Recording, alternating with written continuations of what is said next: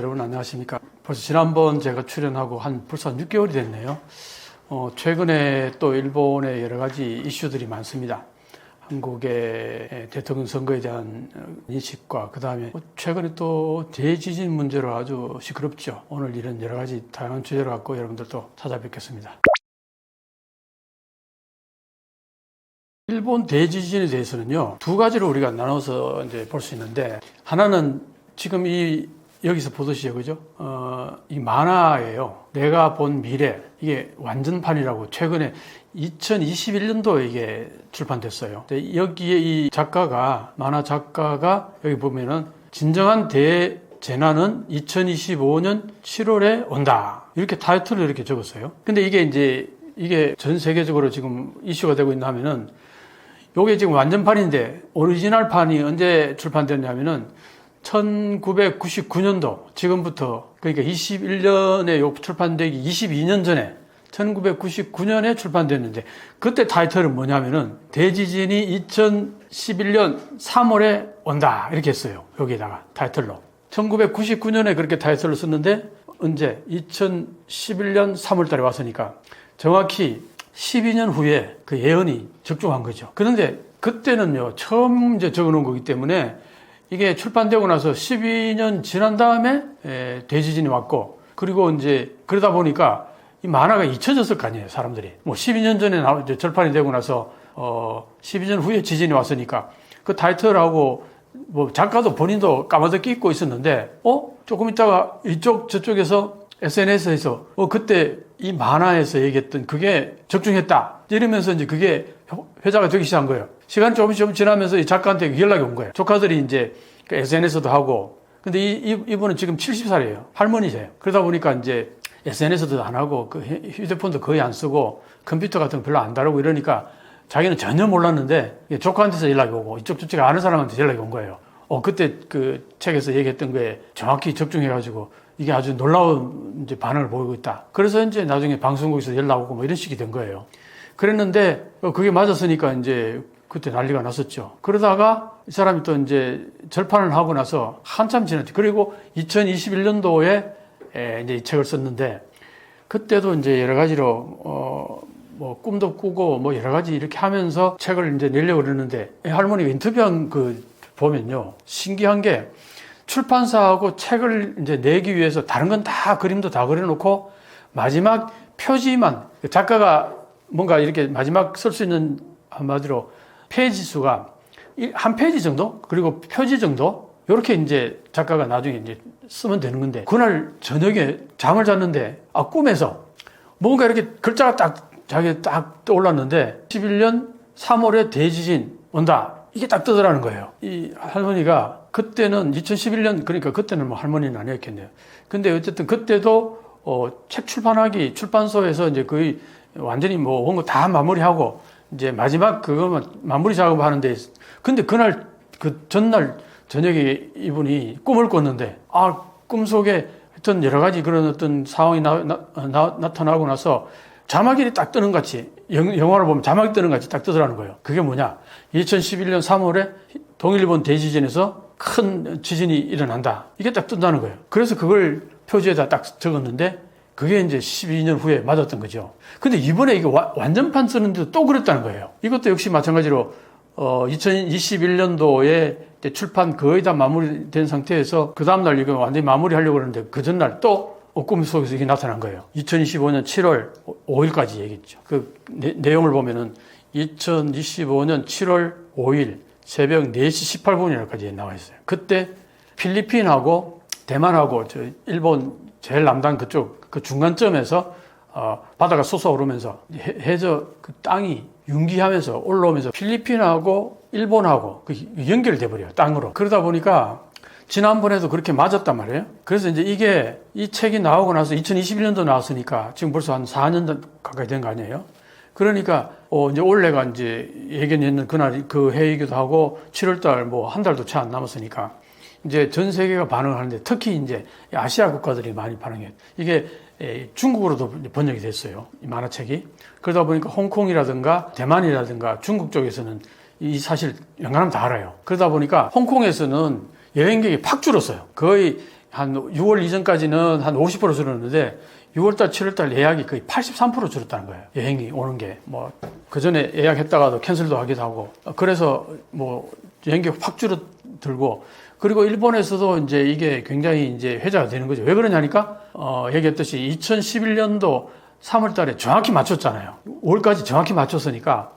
그리고 그것도, 그 인터뷰 했는 거 보면은 일본의 그 유명한 잡지, 거기에다 인터뷰를 했는데 보니까 앞에 오리지널 22년 전에 냈던 그 책에서도 출판하기 얼마 전, 며칠 전에 이제 마무리 짓는데 그날 이제 꿈을 꿨는데 자막이 딱 뜨더라는 거예요. 자기 그 자막이 아까 얘기했듯이 2011년 3월 동일본에서 대지진이 난다. 그게 딱 뜨더라는 거예요. 그래서 그걸 고민도 하지 않고 그 자막에다 집어넣었다는 거예요. 그때도 그 출판사에서 이게 이렇게 명확히 연도하고 뭘 하고 이렇게 딱 적는 자체가 안 맞으면 어떡할 거냐. 엄청난 부담이 될 거 아니에요. 출판사에서도. 그래도 자기가 분명히 그걸 봤으니까 그냥 써넣자 해서 써넣었어요.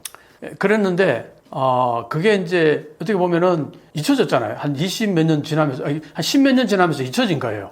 그래서 동일본 대지진 때 사실 이게 만화에서 예언했던 것이 일반인들에게 많이 알려지지 않았기 때문에 피해가 굉장히 많았다는 거예요. 근데 이번에 이 책을 내면서 또 그런 현상이 나타난 거죠. 책 출판하기 며칠 전에 꿈에서 또 자막이 딱 떴는데 보니까 2025년 7월 5일 아까 그 지역에서 엄청난 그 용기가 오면서 화산이 폭발하면서 그게 쓰나미가 밀려와서 엄청난 피해를 입히는데 그 피해 정도 규모가 동일본 대진 때 한 3배 정도 된다는 거예요. 쓰나미의 높이도 한 3배 정도 되고 엄청나잖아요. 근데 그게 이 사람이 또 그걸 고민을 했다는 거예요. 이걸 과연 써야 될까 말아야 될까. 자기 개인적인 꿈인데 이게 만약에 사회에 이렇게 쓰다가 이게 엄청난 파장을 일으킬 수 있잖아요. 그러니까 고민을 많이 했는데 자기가 곰곰이 생각해 보니까 2011년도 3월 11일 동일본 대지진 때 그때 피해를 입은 게 만약에 자기가 그걸 좀 더 강하게 어필했더라면은 자기는 그때 1999년도 그 만화에 그렇게 써놓고는 까마득히 잊고 살았다는 거예요, 자기도. 2011년 3월에 그렇게 지진이 온다는 걸 잊고 있었던 거예요. 자기는 그 책에다 예언해놓고는. 왜냐하면 뭐 10년 전에 쓴 자기 책이니까 잊고 살았던 거죠. 그랬는데, 그게 자기가 했던 게 맞으니까 이번에 또 그 신호가 온 거 아니에요. 그러니까 고민을 했는데 그때 피해가 너무 컸으니까 이번에는 미리 고지를 하는 게 어떤 의미에서는 준비도 하고 혹시 아니면 말고 만약에 온다 그러면 어마어마한 피해를 입히잖아요. 그러니까 고민 끝에 여기다 쓰자 이렇게 된 거예요. 그래가지고 2025년 7월에 이제 대지진이 온다 이렇게 썼어요. 그러니까 이제 세관에서는 이분이 과거에 그런 그 경험이 있잖아요. 2011년도에 그때 예언이 적중했는 그게 실적이 있기 때문에 이분이 똑같이 그런 메커니즘으로 꿈을 꾸고 여기다 썼기 때문에 상당히 신빙성 있게 받아들이는 거예요, 사회가. 물론 이제 전문가들이나 일본 정부 입장에서 어떻게 반응하냐 하면은 지진이라는 것은 맨날 몇 시에 딱 일어난다 이걸 예지한다는 건 거의 불가능하다는 거예요. 현대 지질학으로 과학적으로는. 그러니까 너무 그 날짜에 정확히 이렇게 거기에 대해서 너무 신경 쓰고 그러지 마라 하고 정부나 지질학자들은 그렇게 얘기를 하는데 그렇긴 하지만 이 사람이 과거에 22년 전에 정확히 맞췄잖아요. 2011년 3월 달까지 정확히 맞추니까 그리고 지역도 정확히 맞추고 그러니까 이게 이제 소름 돋는 얘기죠. 그리고 또 하나는 이 사람만 그런 게 아니라 홍콩의 풍수지리 학자도 그 얘기를 한다는 거예요. 7월 달에 대재앙이 온다. 그러니까 그러면서 일본에 여행 가지 마라 이런 식으로 얘기한다는 거예요. 이것도 몇 개가 기술이 겹치니까 굉장히 신빙성이 높아진 거예요. 그래서 여기 보면은 그 진앙지가 어디냐 하니까 여기라는 거예요. 여기가 필리핀이고 여기가 이제 일본인데 대만이 여기 있잖아요.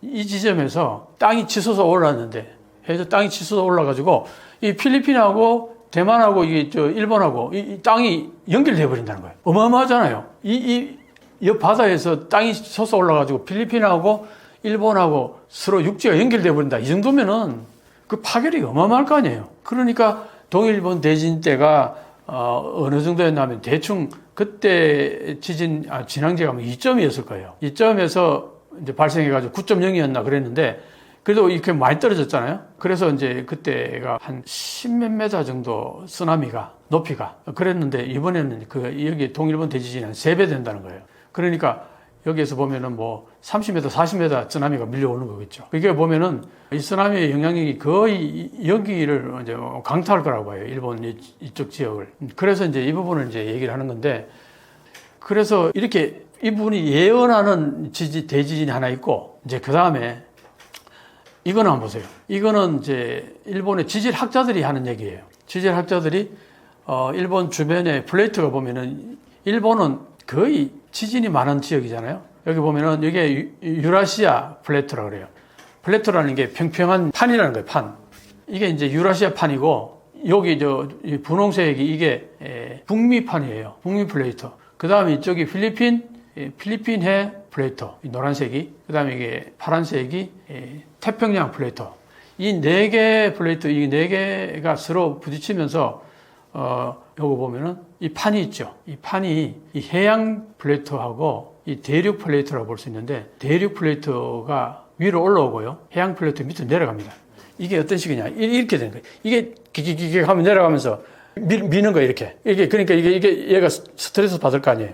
그러다가 나중에 펑 친다 이 얘기예요. 그런 과정을 보여주는 건데, 그래서 이렇게 플레이트가 이렇게 내려오고, 이쪽도 마찬가지로 이렇게 밑으로 내려가고, 여기에서 이제 이게 어느 정도 그게 이게 가득 차면은 이제 폭발하는 건데, 보면은 이 그림을 보면 정확히 알 수 있어요. 지금 이게 아까 얘기했죠. 해양 플레이트고 이게 대륙 플레이트란 말이죠. 근데 이게 해양 플레이트가 밑으로 기어 들어가요. 그럼 위에 이제 대륙 플레이트는 이게 밀려 들어가니까 여기 걸리면서 이게 스트레스 받는 거죠. 이제 힘이 축적받는다는 거죠. 압력이. 이렇게 압력이 축적되다가 밑에 그림 보면은 여기에서 고정되어 있던 어떤 부분이 이게 힘이 너무 걸리니까 결국은 튕겨 올라가는 거예요. 이게 튕겨 올라간 게 뭐냐니까 2011년 3월 11일에 있었던 동일본 대지진. 그게 9.0이었다 그랬잖아요. 그죠? 근데 그게 한 1000년 만에 온 거래요. 그러니까 일본에 1000년 만에 돌아오는 화산 활동이 1000년 주기로 오는 게 그게 지금 온 거예요. 동일본 대지진 그게 이제 시발점이 돼가지고 그걸로 인해서 일본 전체 그 플레이트에 압력이 가해진 거예요. 그래서 이게 여러 가지로 다양한 소위 말해서 분화들이 생기고 막 지진이 발생하고 그러는데 평소보다 지금이 한 5배 정도 지진이 많다는 거예요. 그게 동일본 대지진의 영향이라는 겁니다. 그래가지고 그때 동일본 대지진 때 일본의 이제 태평양 쪽 해안선이 한 5.3m 정도 이게 해양선이 더 퍼진 거지. 아까 이렇게 육지가 이렇게 있다가 이게 이렇게 하면서 올라온 거잖아요. 그죠? 올라오다 보니까 이 육지가 더 이렇게 뜨니까 해안선이 더 넓어진 거잖아요. 그래서 그게 5.3m 넓어졌는데 그게 이제 원위치로 가야 된다는 거예요. 원위치로 가기까지의 그 여러 가지 받아 있는 스트레스가 곳곳에서 폭발하다가 한번 빵 터지면 그게 난카이 플레이트라는 거예요. 난카이 드래프트라는 거예요. 자, 그래서 이제 보면은 여기서 보면은 이게 쌓이다 보면 스트레스 쌓이면 한번 폭발하잖아요. 그죠? 이렇게 한번 폭발하는 게 그때 1944년하고 46년도에 이때 폭발했었어요. 그러다 다시 쭉 폭발하고 나면은 이제 소위 말해서 쌓여있는 스트레스가 싹 가니까 그 다음에 이제 일본 지역 전체 지역 내에 지진은 별로 없죠. 그러다가 이제 그게 여기서 보면은 이게 진정 국면이 되는 거예요. 이때는 화산 활동이 별로 없어요. 그러다가 다시 시간이 되면 이제 폭발을 하게 되는데 이때 여기 여러 가지 이제 잔잔한 화산 활동들이 막 지진 활동들이 계속 이제 빈번해지는 거죠. 그러다가 이제 다음은 팍 터지는 건데 이게 2000년대 이제 난카이 드래프트 거대 지진이 온다는 거예요. 이게 이제 거의 과학적인 거잖아요. 그죠? 그래서 지금 이게 난카이 드래프트 이게 지금 이걸 보면은 이게 1607년이죠. 1606년이고 그때 이 전체 여기 보면은 난카이 드래프트가 여기가 동해 지진이 있고요. 동남해 지진이고 남해 지진이에요. 이게 난카이 드래프트라는 거예요.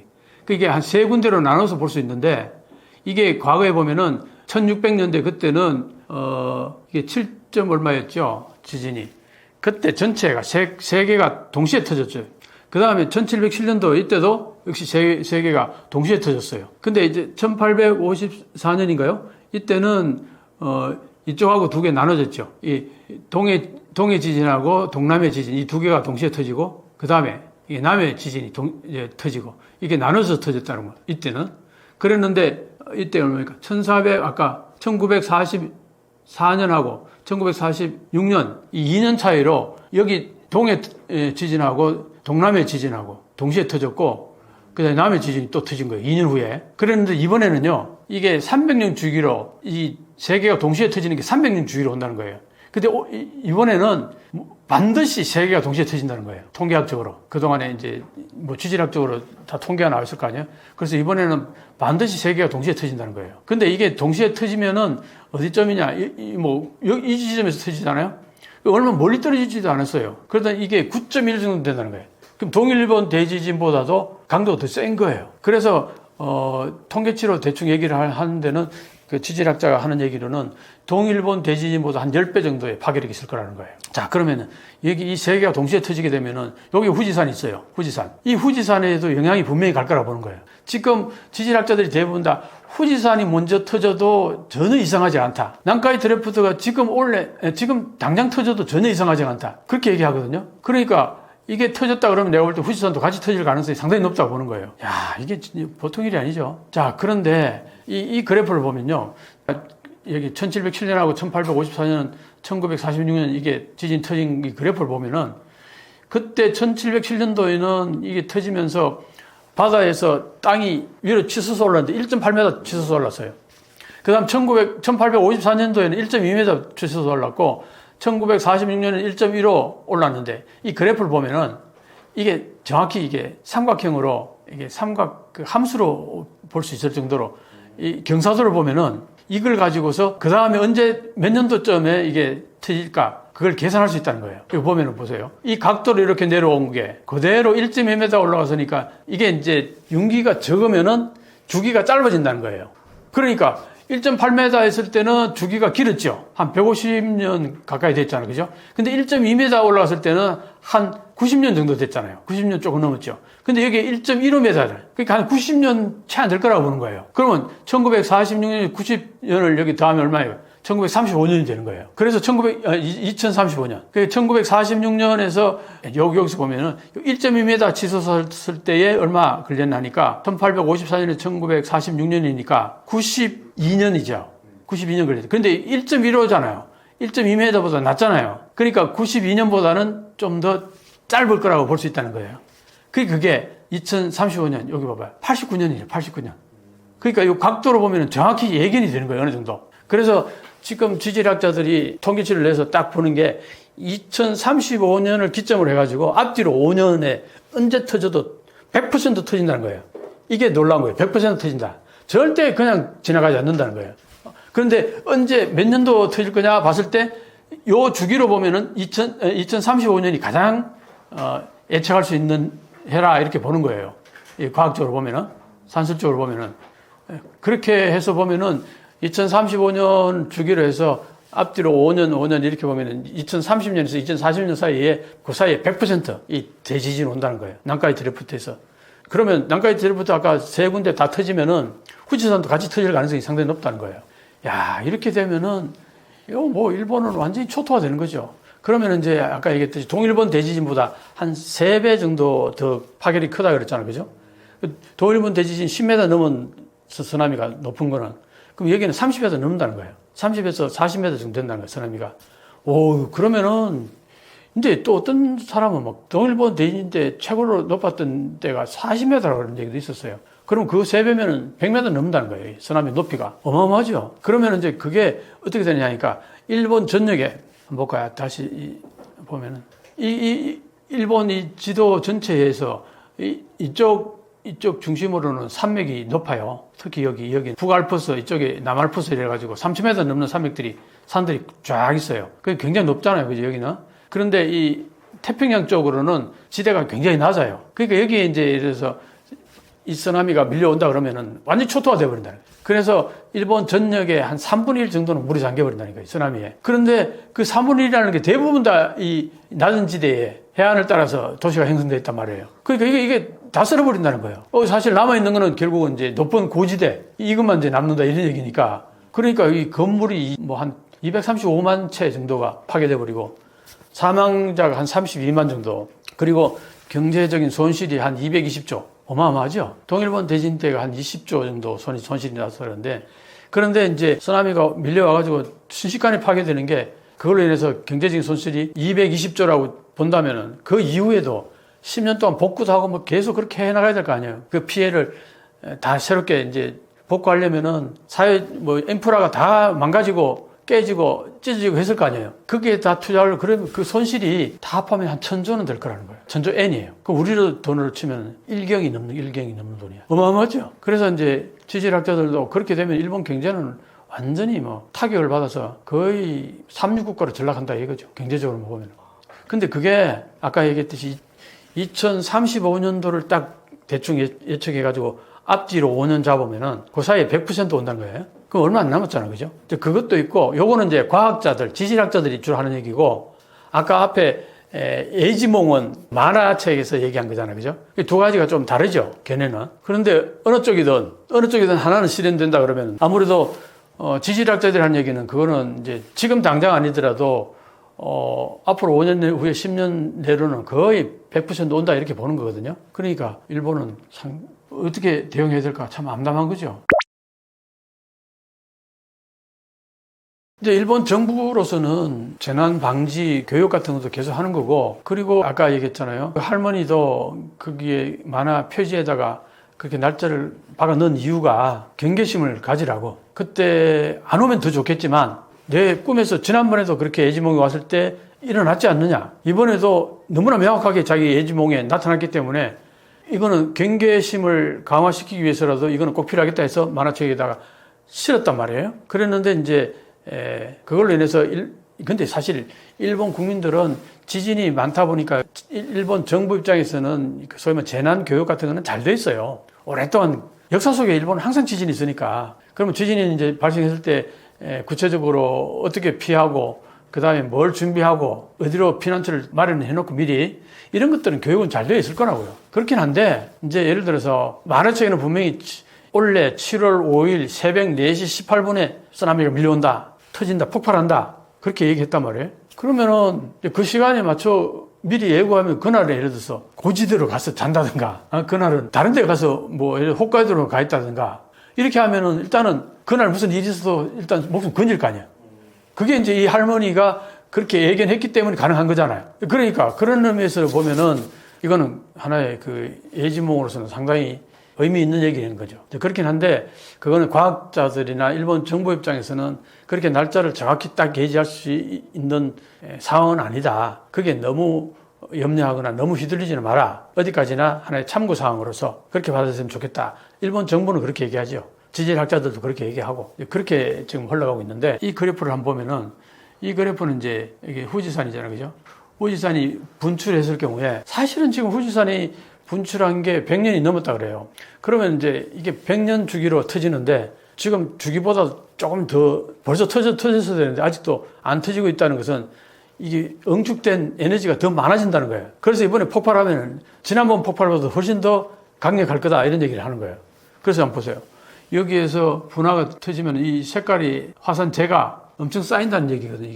이게 30cm, 요 짙게 회색으로 보이는 거 이거. 이 부분이 30cm고 좀 옅은 데가 8cm고 더 옅은 데 1cm, 아주 희미한 회색에는 0.01에서 1cm 정도. 이게 여기 보세요. 이게 도쿄도예요. 도쿄도를 전부 다 덮어버려요. 찌바현하고 여기가 가나가와현이거든요. 여기가. 그러니까 넓은 지역을 화산재가 다 덮어버린다는 거예요. 특히 이게 가나가와현은 완전히 초토화되고 도쿄도 일부 지역은 완전히 뭐 30cm 쌓여버리면요. 아예 차도 못 다니고 아무것도 정전 다 되고 뭐 거의 사람 못 사는 거죠. 그래서 이때 분화되는 그 분출되는 화산재가 도쿄돔을 가득 채우는 한 350개 정도 가득 채우는 양이라는 거예요. 어마어마하죠. 그걸 이제 만약에 화산이 터져가지고 이렇게 다 깔려버리면은 저거 복구하는데 진짜 예산도 많이 들 테고 에너지 엄청나게 들 거예요. 그리고 기능 마비됐던 거 그거 어떻게 다 복구하는데 엄청난 이제 시간과 에너지와 자금이 들 거라고요. 그렇게 보면은 지금 일본에서는 이 거대 지진이 한번 왔을 때 난카이 트레프트에서 거대 지진이 온다 그러면 후지산도 터질 가능성이 상당히 높다. 그러면 뭐 일본은 진짜 완전히 가라앉는 거나 마찬가지예요. 일본 망했다. 폭삭 망했다. 뭐 그 얘기가 하나도 틀린 얘기가 아니죠. 그러니까 3분의 1 정도가 뭐 잠긴다 그런 얘기도 있고 그런데 이제 이런 건 있어요. 여기에서도 이제 지질학자들이 아까 32만 명 정도 죽는다 그랬잖아요. 근데 일본 인구가 1억 2,500만 정도 돼요. 1억 2,500만 중에 죽는 사람이 32만 정도면은 대부분 산다는 거잖아요. 그죠? 인명은 사실 그렇게 그렇게까지 크게 그건 아니라고 볼 수 있어요. 물론 동일본 대지진 때 2만 명 가까이 죽었는 것에도 상당한 쇼크였는데, 지난번에 고베 대지진 때도 한 6천 명 넘게 죽었죠. 그렇긴 했는데 거기에 비하면 32만 명 엄청난 인원인데, 그렇지만 일본 전체 인구가 1억 2,500만 정도 되니까 비율로 따지면, 퍼센트로 따지면 정말 그렇게 얼마 높지 않다고 볼 수 있으니까 인명은 그렇게 큰 피해는 아닌데 경제적으로 완전히 초토화된다는 거예요. 인프라 같은 게 전부 다 망가지고. 그래서 그렇지 않아도 지금 일본이 뭐 잃어버린 30년, 잃어버린 40년 간다 그러는데, 이제 완전히 뭐 잃어버린 100년이 될지도 모르는 거죠. 자, 그렇긴 한데 이런 게 있어요. 우리 IMF 겪고 나서 나라 망했다 그랬죠. IMF 왔을 때. 뭐 나라 망했다 그랬는데 어떻게 됐어요? 2년 만에 어느 정도 복구가 되고, 그 뒤로 오히려 더 경제적으로 부흥을 하게 됐다고. 그건 뭘 말하느냐니까, 사실 어떤 면에 있어서는 파괴는 건설의 아버지라는 얘기가 있어요. 일본 사회에서 어떻게 보면은 인프라라든가 여러 가지 사회 구조라든가 이런 것들이 이미 노후된 게 많아요. 사실은 소위 말하는 상수도라든가 하수도라든가 이런 것들이 옛날에 벌써 5, 60년 전에 전부 다 깔렸던 것들이란 말이에요. 이게 되게 노후돼가지고 이거 뒤집어엎어서 다 새롭게 해야 되는데, 그런 것들이 지금 다 사회 인프라가 노후화되는 이런 게 많단 말이에요. 근데 그걸 한꺼번에 어떻게 하기가 참 힘들어요. 근데 만약 이번에 이걸로 인해서 한꺼번에 막 전부 다 파괴돼 버린다 치자. 그럼 어떻게? 처음부터 새롭게 완전히 다시 깔아야 될 거 아니에요. 그렇게 되면은 어떤 의미에서는 오히려 더 전부 다 새롭게 개조를 하고 새롭게 스타트할 수 있는, 우리 IMF 때 완전히 다 썰어버리는 것 때문에 새롭게 심은 그 인프라들이 굉장히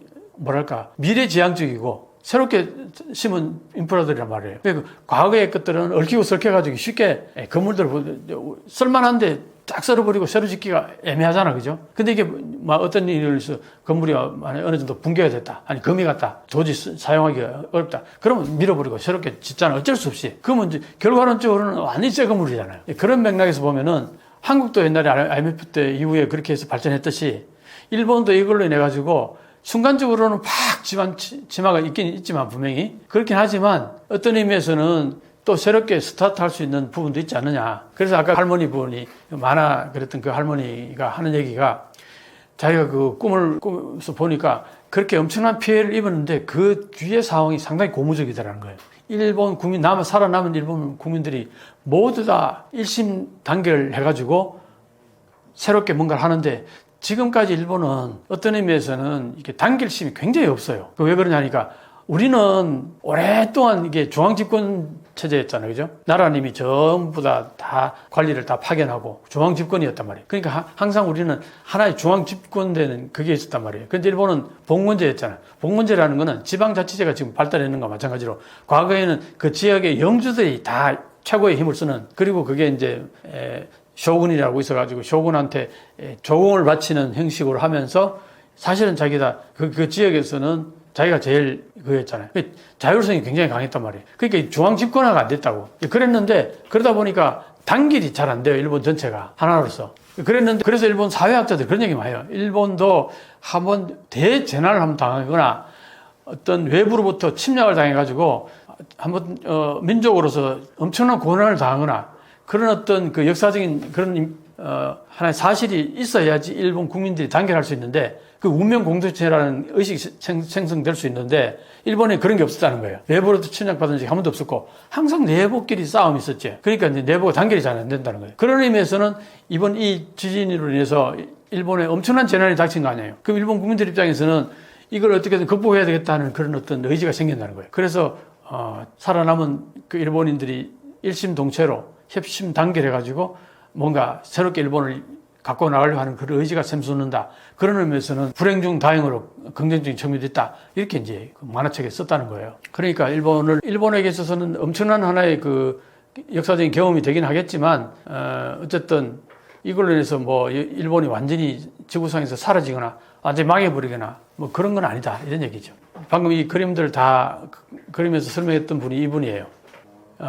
교토대학 명예교수인데, 가마다 히로키라는 교수가 지진에 대해서 아주 권위 있는 학자인데, 이 학자가 그런 얘기를 했어요. 아까 2035년을 경계해가지고 앞뒤로 5년 정도 해가지고 이때 100% 온다는 거예요. 지금까지는 뭐 여기에서 뭐 70%, 80% 확률을 또 이번에는 80% 확률을 이렇게 이제 정부가 발표하고 이러는데, 그렇게 하면은 100%가 아니기 때문에 경계심이 더 떨어진다 이런 얘기예요. 근데 그게 아니라 아까 그림 보면 그 주기적으로 다 보면 알 수 있듯이 계산이 명확히 나온다는 거예요. 100% 온다는 거예요. 그래야지 그게 대비할 거 아니냐, 이거. 100%라는 단어를 썼어요, 이 사람은. 다만, 스팸이 좀 이렇게 설정이 되는 거죠. 2035년 앞뒤로 5년 해가지고 10년 그 사이에 100% 온다. 이렇게. 그 100%를 얘기해야 일본 국민들이 와닿는다는 얘기예요. 그런 의미에서 이 사람이 그 얘기를 강력하게 주장을 했어요. 그러니까 이제 일본에서 바로 옆 나라에서 이렇게 거대한 지진이 발생해서 일본이 거의 막 그 폭삭 망할 정도로 이렇게 엄청난 재난이 발생했는데 바로 옆에 있는, 물론 뭐 바다를 끼고 옆에 떨어지긴 하지만 바로 옆에 있는 우리나라에게 영향이 과연 없겠느냐, 이제 그런 얘기가 당연히 나오죠. 당연히 나오는데 여기 한번 보시면은, 그림을 한번 보면은, 이게 아까 그 할머니가 예언한 그 지점이잖아요. 그죠? 여기에서 만약에 벌어졌다 하더라도 이 쓰나미가 밀려오면은 이렇게 밀려올 거예요. 이렇게 밀려오면은 결국은 여기까지 분명히 영향이 오겠죠. 이렇게 영향이 올 겁니다. 오긴 오는데, 그런데 아마 에너지는 많이 떨어져서 올 거예요. 그리고 아마 한국에서는 충분히 대피가 되겠죠. 여기까지 오는데 시간이 많이 걸릴 테니까. 여기서 터졌다 그러면 이제 막 경계심 울리고 하면서 재난 메시지 다 오고 하면 금방 이제 한국에서는 대비가 될 거라고요. 그래서 쓰나미에 대한 피해액은 물론 뭐 여기 어느 정도 쫙 잠기는 정도는 있을지 몰라도 그렇게 크게 많이 영향을 미치지는 않을 거라고 보는데, 다만 난카이 드래프트에서 아까 말한 9.1 정도의 지진이 일어난다, 지질학자들이 얘기하는 한대로 그렇게 됐을 경우에는 이 일본 전역이 흔들릴 거예요. 그러면 그게 분명히 한국에게도 영향이 올 거라고 봐요. 그러면 지난번에 동일본 대지진 때 이게 터지면서 이 일본의 해안선이 5.3m 더 태평양 쪽으로 나왔다 그랬잖아요. 이렇게 있던 바다 속에 있던 이 육지가 솟아오른 거란 말이에요. 솟아오르다 보니까 해안선이 넓어진 거잖아요. 그런 맥락에서 이때도 분명히 그렇게 퍼질 텐데, 이제 이게 흔들림이 분명히 한국 이 한반도에서 어느 정도 전달이 될 거라고 봐요. 그렇긴 하지만 이게 워낙 거리가 멀고 또 바다를 한 번 더 끼고 있고, 그래서 이게 직접적으로 전달되지는 않을 거라고 봅니다. 다만 그 전에 우리 경주에서도 한 5점 얼마인가 지진이 왔었잖아요. 그죠? 그걸로 보면은 그때도 분명히 일본의 지진하고 영향이 있었을 거라고 나는 보거든요. 그렇게 본다면은 한 5.0, 뭐 5에서 6 정도의 어느 지역에서는 지진이 올 수도 있지 않겠나. 그때 사실은 일본에서는 6 정도 오는 거는 그렇게 큰 피해가 없어요. 일본은 내진 설계 같은 것들이 어느 정도 오래전부터 다 되어 와 있었기 때문에 일본은 6 정도 가지고는 그렇게 큰 그게 없어요. 근데 한국은 그게 아니잖아. 그동안 지진이 별로 없었기 때문에 건물들 같은 것들 내진 설계라든가 이런 게, 물론 최근에 지은 건물들은 다 내진 설계를 했을 거예요. 분명히 한 7, 8 정도까지는 대비했을 가능성이 있다고 보는데, 옛날에 지은 건물들은 그런 게 있을 리가 없잖아요. 그러니까 그런 부분들은 좀 피해가 있을 거다. 그렇긴 하지만 괴멸적인 뭐 피해를 입는다거나 이런 일은 없을 거예요. 한국은 뭐 일본하고 비교가 안 될 정도죠. 이제 일본에서도 이번 대통령 선거에 관심이 되게 많았어요. 이제 왜 그러냐 하니까 윤석열 전 대통령을 이제 일본에서는 대환영이었잖아요. 그럴 수밖에 없는 게, 윤석열 대통령은 일본에서 역사 문제 같은 거 일본이 요구하는 대로 거의 다 들어줬단 말이에요. 하나도 어떤 뭐 요구하는 것 없이 일본이 원하는 대로 다 해줬다고요. 그 일본에서는 대환영이었죠. 우리 입장에서 어때요? 나라를 팔아먹는 외교를 했다. 거의 굴욕 외교 이런 식으로 우리를 바라보는데, 일본 입장에서는 너무나 자기들한테 좋은 대통령이었던 거예요. 자, 이게 문제가 뭐냐니까, 일본 사람들이 진짜 대체적으로요, 윤석열 대통령이 탄핵당한 거에 대해서 못마땅하게 생각해요. 탄핵에 대해서 반대한다가 야후 저편 같은 데 들어가서 보면, 물론 그 야후 저편은 약간의 그 보수적인 색채가 굉장히 강해요. 그 우익들이 그게 댓글도 많이 달고 주로 그런 이제 사람들이 많이 찾는 사이트긴 한데, 근데 야후에 보면은 그 이제 여론조사 같은 거 이제 자주 해요. 주제 달아놓고 그게 억세서 하는 사람들이 그냥 투표하는 거예요. 그러니까 이게 뭐 예를 들어서 우리 정식으로 여론조사하는 거하고는 좀 물론 다르긴 해요. 그렇긴 한데 어쨌든 큰 흐름을 한번 볼 수 있다, 이런 측면에서 그냥 한번 참고해 볼 만한데, 거기 보면은 윤석열 대통령 탄핵한 거에 대해서 80% 가까이가 반대한다 이렇게 나와 있어요. 그럼 뭐야? 한국인의 입장에서는 저거는 계엄령을 해가지고 나라를 말아먹으려고 있는 하나의 범법자란 말이에요. 헌법을 유린하고 그렇게 우리가 인식하는 게 그게 정상인데, 거기에 대해서 일본은 그 전혀 그걸 이해를 못한다는 거예요. 일본 국민들 많은 사람들이. 그러니까 그런 시각에서 바라보면은 이재명 대통령은 이제 반일이냐, 이제 친일이냐, 반일이냐. 예를 들어서 윤석열 대통령 친일인 거고, 이재명 대통령 그게 보면 반일인 거예요. 그러니까 일본에서는 한국을 바라볼 때 친일이냐 발인이냐 그 이분법적으로 바라보는 시각이 너무나 많은 거예요. 특히 언론이나 아니면 우익들 같은 경우는 더더욱이나 그렇고. 그래서 제대로 된 분석가들은 계속 그 얘기를 해요. 한국을 친일이냐 발인이냐 다 이분법적으로 보는 거는 절대 안 된다. 그렇게 하면은 한국을 절대 이해 못 한다. 그렇게 얘기를 하는데 그거는 정말 한국을 잘 아는, 한일 관계 잘 아는 전문가들이 그런 얘기를 하는 거고, 언론은 보면요, 정말 수준 낮아요. 일본 언론들 가끔 보면은. 그게 나와서, 특히 TV에 나와서 하는 것들 보면은 전문가도 아닌 그냥 일본 일반인들이 나와가지고, 소위 말해서, 뭐 스포츠 선수라든가 아니면 예능인이라든가 뭐 일반인들 그 수준에서 나와서, 왜냐하면은 그런 사람들이 평소에 이렇게 늘 그런 사람들이 나와서 코멘트하고 해야 일반인들하고 눈높이를 맞춘다는 거잖아요.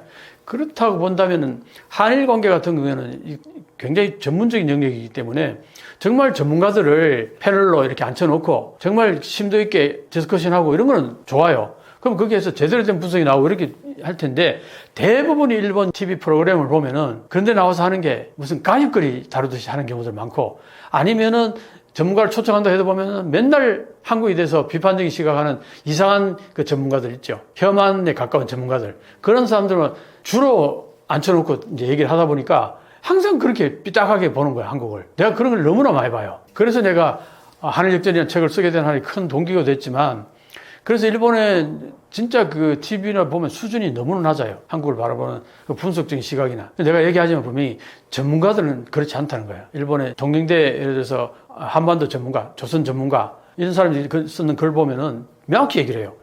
지금 이재명 대통령이나 한국의 정치를 친일이나 반일로 이분법적으로 바라보면 절대 안 된다. 그거는 한국을 바라보는 시각을 스스로가 닫아버리는 거다. 이렇게 이제 얘기를 하면서, 그리고 또 이제 일본에서는 이제 혐한이 있잖아요. 그죠? 혐한이라는 게 당연히 이제 이재명 대통령을 반일로 이제 인식을 하게 되면은 거기서부터 이제 비난이 나올 거 아니에요. 이게 바로 혐한인 거예요. 듣고 보면은 그게 이제 그런 혐한들이 왜 나오냐 했더니 이제 이 사람이 그런 얘기를 하는 거예요. 혐한은 무지에서 나오는 거다. 왜냐? 아니, 한국에서 반일이라는 것은 근거가 있다는 거죠. 왜? 일본의 역사 문제에 대해서 반성을 안 하고, 그리고 친일파들의 문제 같은 게 있고, 우리는 친일파라는 건 옛날에 우리 일제시대 때 거기 부역했던 사람들 친일파라고 우리 얘기하잖아요. 그죠? 근데 그 친일파는 일본 사람들 입장에서 보면 굉장히 이게 자기들에게는 좋은 거거든. 그러니까 여기에다 포커스를 맞추고 이렇게 반응하지 않는 나머지 사람들은 좀 반일로 보는 거예요. 그게 말이 되냐고, 이게. 그래서 이제 그 전문가가 하는 얘기가, 한국의 반일, 일본에서 말하는 한국의 반일은 어느 정도 근거가 있다 이거야. 왜? 일제 36년 그 불법적인 점거, 우리는 불법적인 점거라고 분명히 얘기하잖아요. 그래서 얼마나 많은 우리 피해를 입었냐고. 거기에 대해서 일본 보수 정권은 제대로 반성을 안 했단 말이에요. 거기에 대해서 비판하는 게 그게 어떻게 반일이냐. 그거는 지극히 나름대로 근거가 있고 당연한 거 아니냐. 그렇게 일본의 전문가들이 분석을 한단 말이에요. 그런데 대부분의 한국의 식민지라든가 한국의 역사라든가 이런 것들을 제대로 잘 모르는 사람들이 그냥 한국의 어떤 반응들을 보고 일본에 조금 뭐 비판적 얘기하면 이건 반일이라는 식으로 이렇게 하는 것 자체가 사실은 그게 대다수예요. 그래서 보니까 이제 일본 특히 자민당의 보수 정치가들은 거의 보면은 윤석열 대통령을 정상적으로 보는 거예요. 자기들에게 아주 잘 맞는. 그런데 우리 한국인의 입장에서 어때요? 범법자이고 내란 수괴고 그 다음에 헌법재판소에서 탄핵을 당한 사람이고 이제 범죄자잖아요. 그걸 어떻게 일본은 그 사람들을 정상으로 보고 자기들에게 잘한 친일파로 보고 거기에 반대되는 이재명 대표라든가 거기에 지지했던 한국인들을 반일로 본다. 이게 말이 되냐고. 이런 인식을 갖고 있다는 거예요, 대부분이. 그래서 이제 그래도 한국을 좀 이제 아는 약간의 지식 엘리트들은 그런 얘기를 하는 거예요. 집에 나와서. 절대 반일로 봐서는 안 된다. 지금 현재 이재명 대통령을 반일로 본다든가. 그러니까 어떤 식으로 얘기하냐면 이재명 대통령은 그 전에 계속 일본 비판적 얘기들을 많이 했어요. 그 다음에 그 핵 오염수 그때 그 방류할 때도 이거는 뭐 제2의 태평양 전쟁이다. 거의 그렇게 표현하게 됐고, 또 한 번은 이제 일본에 대해서 역사 문제 같은 것들은 굉장히 아주 강하게 비판했단 말이에요. 그러다 보니까 이제 그런 것들이 남아가지고 일본에서는 이재명 대통령은 한국의 트럼프다. 뭐 이런 식으로도 얘기도 하고, 그 다음에 최근에 와서는 이제 이번에 대통령 선거하면서 일본에 대해서 좀 호의적인 얘기도 하고 긍정적인 반응도 하고, 이러다 보니까 이재명 대통령이 실용 외교를 외쳤잖아요. 그죠? 실용 외교를 외치면서 일본에 대해서 비판적인 시각을 많이 거뒀어요. 지난번 대통령 선거 때보다 이번에는 훨씬 일본에 대해서 사실 언급을 많이 하지도 않았지만 몇 번 언급했을 때 되게 중요한 파트너다. 앞으로 한일 관계는 잘 해나갔으면 좋겠다. 긍정적 얘기를 좀 했단 말이에요. 그러니까 이제 일본에서도 이재명 대통령이 좀 바뀐 건가? 이렇게 이제 그렇게 시각을 보는 거예요. 그런데 혐한적인 시각을 갖고 있는 사람들은 절대 저 사람 바뀔 사람 아니야. 이제 카멜레온 같은 사람이다. 자기한테 유리할 때는 아주 좋은 얘기하고 자기한테 불리할 때는 또 일본 비판할 거다. 언제든지 그럴 가능성이 충분하다. 카멜레온 같은 사람이다. 정치가다. 이런 식으로 비판하는 거예요. 그게 내가 지금 한 얘기 대충 들으면 어떤 분위기 좀 감이 잡히나요? 기본적으로 장노년층들은 대부분 이런 시각이에요. 한국에 대해서 상당히 비판적이고 이재명 대통령에 대해서 아주 이렇게 지금은 좋은 얘기 하는 것 같은데 또 지켜보겠다. 분명히 얼마 안 있어서 또 반일로 돌아설 거다. 거의 그런 식으로 인식을 해요. 그런데 이건 세대 차이가 많이 나요. 일본의 젊은 사람들은 어떠냐? 젊은 사람들은 한국에 대한 인식이 전혀 달라요. 기본적으로 젊은 사람들 중에는 혐한이 아주 드물죠. 선거에 대한 이제 반응은 사실은 젊은 사람들은 선거에 별로 관심이 없었어요. 정치에 별로 관심이 없어요. 그러다 보니까 투표하러 잘 안 가요. 그럼 어떻게 되냐? 일본에서는 자민당 선거, 이제 중의원 선거라든가 참여원 선거를 하게 되면은 보통 이제 한 50%에서 60%, 50%, 60% 사이, 60% 좀 넘기가 힘들어요. 최근에 와서 보면은. 과거에는 뭐 70%도 넘기도 하고 했는데 최근에 와서는 뭐 거의 60% 넘기기 힘들어요. 자, 그렇다면 어떻게 되느냐? 자민당을 지지하는 세력이 한 25%에서 30% 정도 된다고요. 이건 완전히 콘크리트 지지층이에요. 이 사람들이 대체로 중장년층이 많은 거죠. 특히 남자들이. 그리고 이 사람들은 대부분 다 선거 때는 거의 선거에 투표하러 가요. 그러면 어떻게 되느냐? 기본적으로 자민당 정치가들에게 투표하는 25%에서 30%는 기본적으로 깔고 간다는 얘기잖아요. 근데 50% 좀 넘는 전체 투표율이 나온다 그러면 어떻게 될 것 같아요? 그 나머지 전부 다 야당을 찍는다 해도 야당으로 넘어가기 힘들잖아요. 퍼센트로 보면은. 이미 자민당 지지층 한 30% 가까이 이미 기분 깔고 출발하니까 거기서 2% 더, 25% 더 한다 해도 55% 된다 하더라도 전부 반대하는 표가 나온다 하더라도 자민당이 더 다수가 되는 거 아니에요. 그러니까 구조적으로 보면은, 선거에서 만약에 투표율이 한 50%에서 60% 사이 정도면 거의 자민당이 다수당이 되는 거예요. 그래서 이제 최근에 보면은 일본에서도 이제 여러 가지 서민들의 삶이 팍팍해지고 하니까 투표하러 가자. 투표해서 자민당을 반드시 혼내주자. 이런 데모도 나오기도 하고 사회적 분위기가 많이 바뀌었어요. 그만큼 이제 현재 일본의 서민들의 삶이 팍팍하다는 거죠. 그리고 이제 젊은 사람들에게도 그런 이제 얘기가 특히 이제 유튜브 쪽에서 그런 얘기들을 많이 해요. 젊은 사람들, 지금 일본은 보면은 그 노년층들이 선거에도 작용을 많이 하고 그리고 대부분이 보면은 노년층이 아직도 중심이 돼 있단 말이에요. 자민당 정치가들 보면 60, 70대가 중심이 다 돼 있고.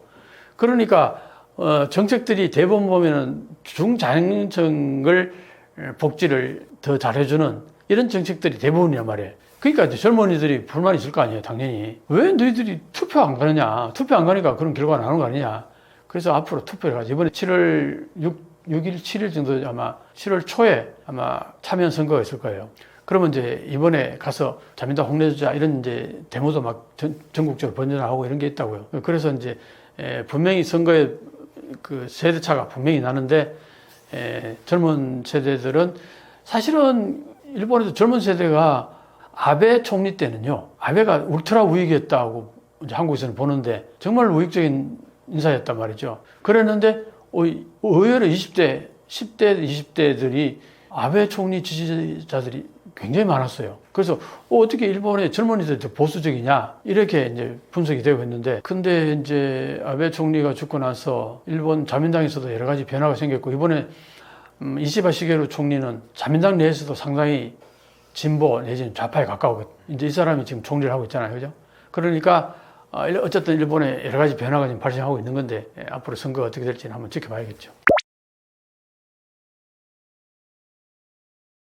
지금 아까 얘기했듯이 이제 이시바 시게루 총리는 자민당 내에서는 상당히 진보적인 생각을 가지고 있었고, 어떤 의미에서는 한국의 국민의힘 당의 유승민 전 의원 알죠? 한국 사람들 대충 유승민 전 의원 알 거예요. 그 이시바 시게루 총리가 자민당 내에서는 그런 위치였어요. 그러니까 자민당의 소위 말하는 보수 정치가들, 아베를 지지했던 모든 정치가들은 이시바 시게루를 그 국민의힘 국회의원들이 유승민 전 의원을 바라보던 시각으로 바라봤다니까요. 근데 지금 유승민 의원은 한국에서는 뭔가 대통령이 되거나 국민의힘에서 뭔가 당대표가 되거나 이럴 가능성이 별로 없는데, 일본에서는 정말 가능성이 거의 없다고 했던 이시바 시게루 총리가 된 거예요. 내가 여러 번 그 인터뷰도 하고 했는데, 언론의 분석가들이나 제대로 된 정치 그 분석가들은 이시바 시게루가 총리 될 일은 절대 없다고 그랬어요. 그런데 지난번에 중의원 선거 때에 자민당이 참패를 한 다음에 결국은 이제 총리가 바뀌면서 중의원 선거를 앞두고, 그때 기시다 총리가 3년을 지나고 더 연장을 하려고 그럴 때에 기시다 총리를 간판으로 해서는 중의원 선거에서 절대 우리가 이길 수 없다. 그래가지고 바꾸자 해서 이제 그때 나온 게 이시바 시게루 총리가 된 거예요. 그러니까 이시바 시게루 입장에서는, 그러니까 일본의 지금 정치 지형을 보면은 과거에 자민당에서 쭉 총리를 해왔던 사람하고 전혀 다른 성격을 가진 사람이 이시바 시게루 총리 된 거예요. 그러니까 이 사람이 지금 이번에 이재명 대통령 당선에 대해서 한글로 이렇게 축하 메시지를 보내온 거 아니에요. 이게 어떤 의미에서는 일본에서는 좀 특별한 케이스라고 볼 수 있는 거죠. 한국 입장에서 보면 한국으로 바로 축하 인사를 보내왔다, 일본 총리가. 그래서 어떻게 보면은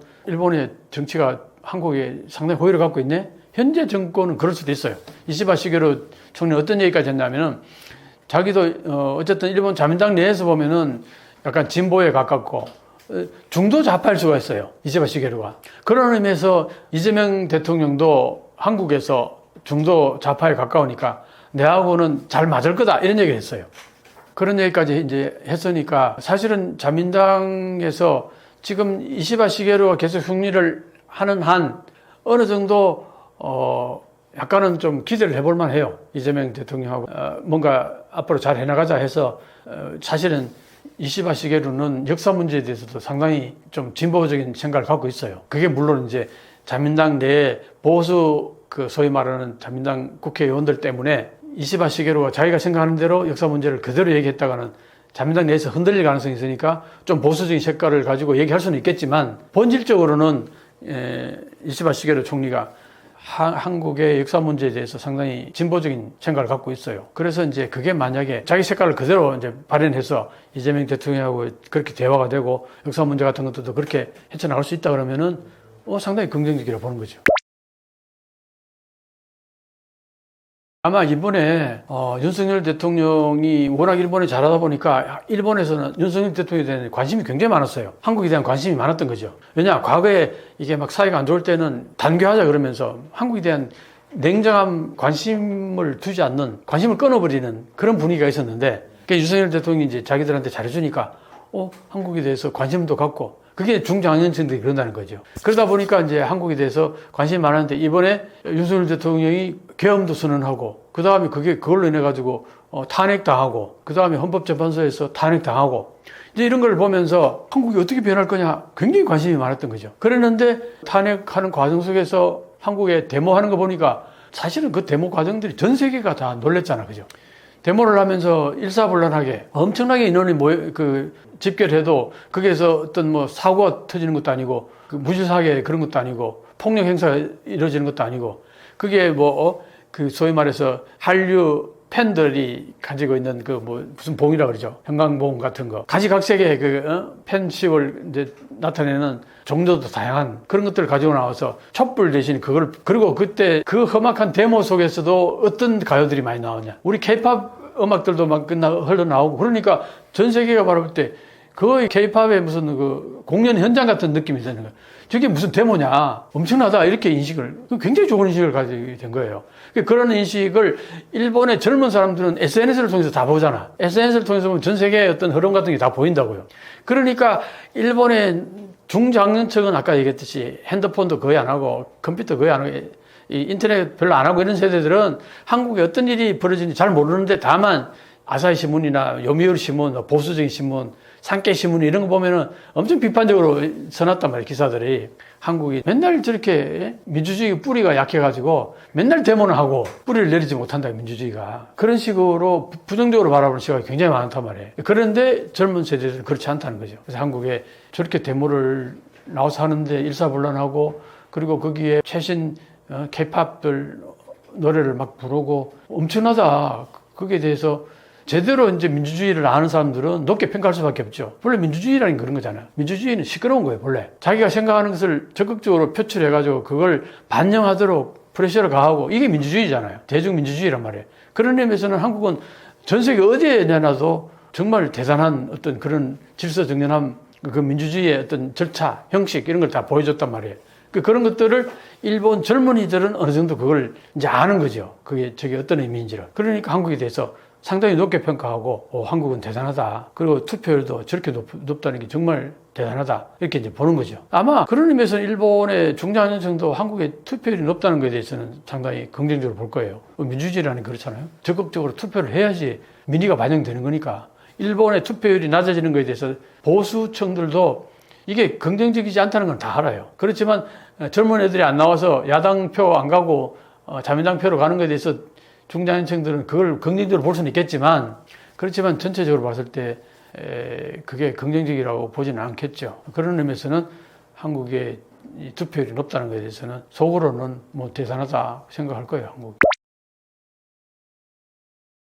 일본의 선거하는 걸 보면요, 그 투표 개표할 때 우리 이번에 그 개표 방송이 전 세계적으로 큰 화제가 됐잖아요. 대단하다고 이제 얘기를 하는데, 일본 그 개표 사항들 보면은 진짜 밋밋해요. 그냥 벽보에다가 거기다가 꽂아주는 게 다예요. 계속 이제 수치만 나오고. 정말 일본의 그 어떤 프로그램 같은 거 보면은 진짜 아날로그 수준이에요. 그렇긴 한데 이제 그런 것도 있고, 또 하나는 일본에 선거하는 데 있어가지고 우리는 어때요? 가서 기표할 때 후보자 1번, 2번, 3번, 4번 그게 이름 있고 거기에 네모 빈칸에 그냥 이거만 찍으면 되잖아요. 그죠? 근데 일본은 어떠냐? 그 이름을 써요. 후보자 이름을. 그걸 위해 가지고 그 연필로 써야 돼요. 또 볼펜이나 다른 잉크로 쓰면 안 돼요. 그 연필로 써야 되는데 그 연필을 그러면 기표장에 하나씩 다 배치해 놔야 될 거 아니에요. 부러지면 또 그 대비해야 되겠어. 뭐 하나쯤 더 해놓을 수도 있고 깎은 연필을. 그러면 그게 투표소 전국에 얼마나 많아요. 그러면 그걸 전부 누가 깎아야 되는 거예요. 그 공무원들이 그거 깎는데 어마어마한 에너지를 소모한다는 거예요. 그 준비하느라고. 그 다음에 그걸 가지고 또 할머니든 할아버지든 전부 와가지고 한문으로 그 이름을 다 써야 되잖아요. 그게 획수가 잘못되면 그게 무효표가 돼요. 근데 일본의 한문들 한번 보세요. 어려운 이름들 한자들이 굉장히 많아요. 다 내자가 많잖아요. 왜 그러는지 모르겠어요. 우리 같이 그냥 쉽게 도장을 찍으면 얼마나 간단해요. 근데 사실 그 이름 쓰기 귀찮아가지고 아마 투표장에 안 올 사람도 있을 거라 나는 봐요. 그러니까 이런 것들을 예를 들어서 왜 그렇게 하느냐. 한국같이 이렇게 이게 편하다고 그걸 모를까요? 분명히 알 텐데 왜 안 바꿀까요? 이해할 수 없어요. 그런 것들 보고 있으면. 그런데 이제 또 나오는 얘기는 그런 게 있어요. 그게 연필이 많이 들어가잖아요. 그럼 연필 파는 업체에서는 그것도 로비를 한다는 거예요. 제대로 바뀌지 않도록. 그러니까 그게 모든 게 다 그런 식으로 이권들이 연관되어 있다는 거예요. 그래서 그걸 바꾸려고 그러면 어마어마한 에너지가 든다는 거예요. 그 이권 가진 사람들이 이거 바꾸려고 그러면 또 이번에 참여연 선거 때 자민당 너희들 안 찍어줘? 혼내줄 거야. 뭐 거의 그런다는 거 아닙니까? 그러니까 자민당 정치가들 입장에서는 굳이 바꿀 이유가 없잖아요. 굳이 바꿀 이유가 없죠. 왜? 지금 이대로 가면 그게 이권에 걸린 사람들은 대체로 자민당 지지해 주는 건데 뭘 바꾸려고 그러면은 그게 반대하는 사람들이 자민당 너 표 안 줘 이렇게 협박을 한단 말이에요. 이런 문제들이 있으니까 저렇게 그냥 계속 가는 게 아닌가. 근데 정말 이해할 수 없어요.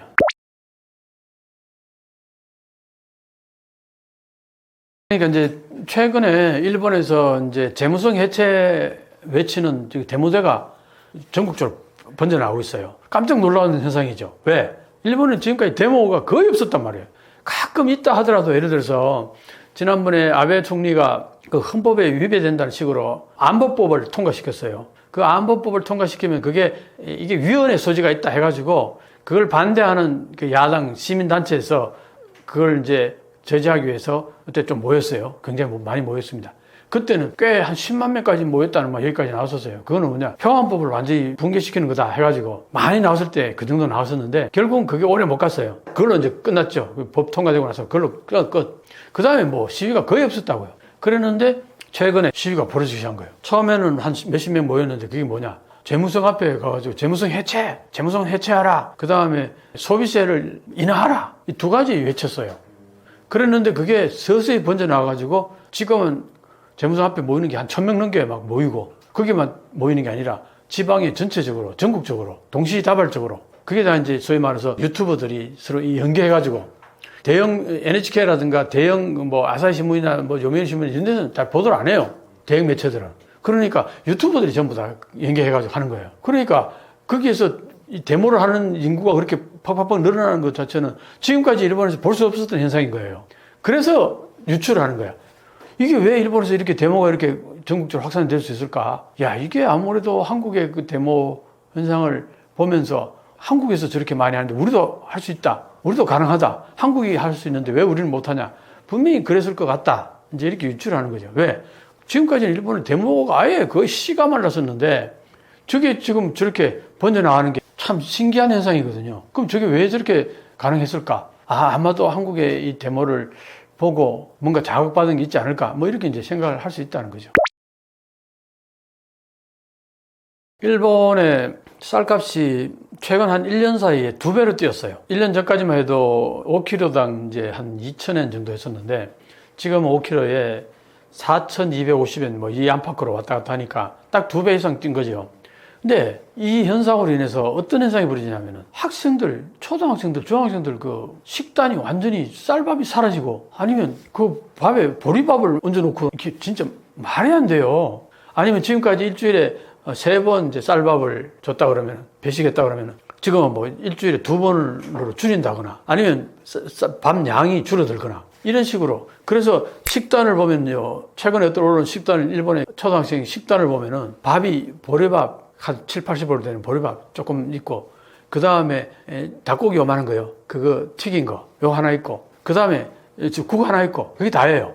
그 다음에 우유 하나 있고 이거 보면은 어디 아프리카 어디 무슨 나라 식단 같아. 근데 이게 실제로 현재 일본의 식단이에요. 이 정도로 지금. 그러니까 한국의 학교 급식 나오는 이 식단을 보고 일본 식단 비교하면은 진짜 너무 차이가 나는 그런 거. 이제 그 다음에 얘기하다 보니까 이런 것도 나오는데 자위대 식단 있잖아요. 자위대 식단도 형편없어요. 그런 거 보면은 일본이 여러 가지로 어려워지고 있다. 삶이 궁핍해지고 있다. 이런 것들이 이런 데서 적나라하게 드러나는 거예요. 그런데 이런 상황이 계속되어 오던 차에 쌀값이 2배로 뛰었다. 쌀값만 뛰었겠어요. 쌀값만 뛴 게 아니라 다른 모든 물가도 거의 2%에서 3%까지 올라가고 있잖아요.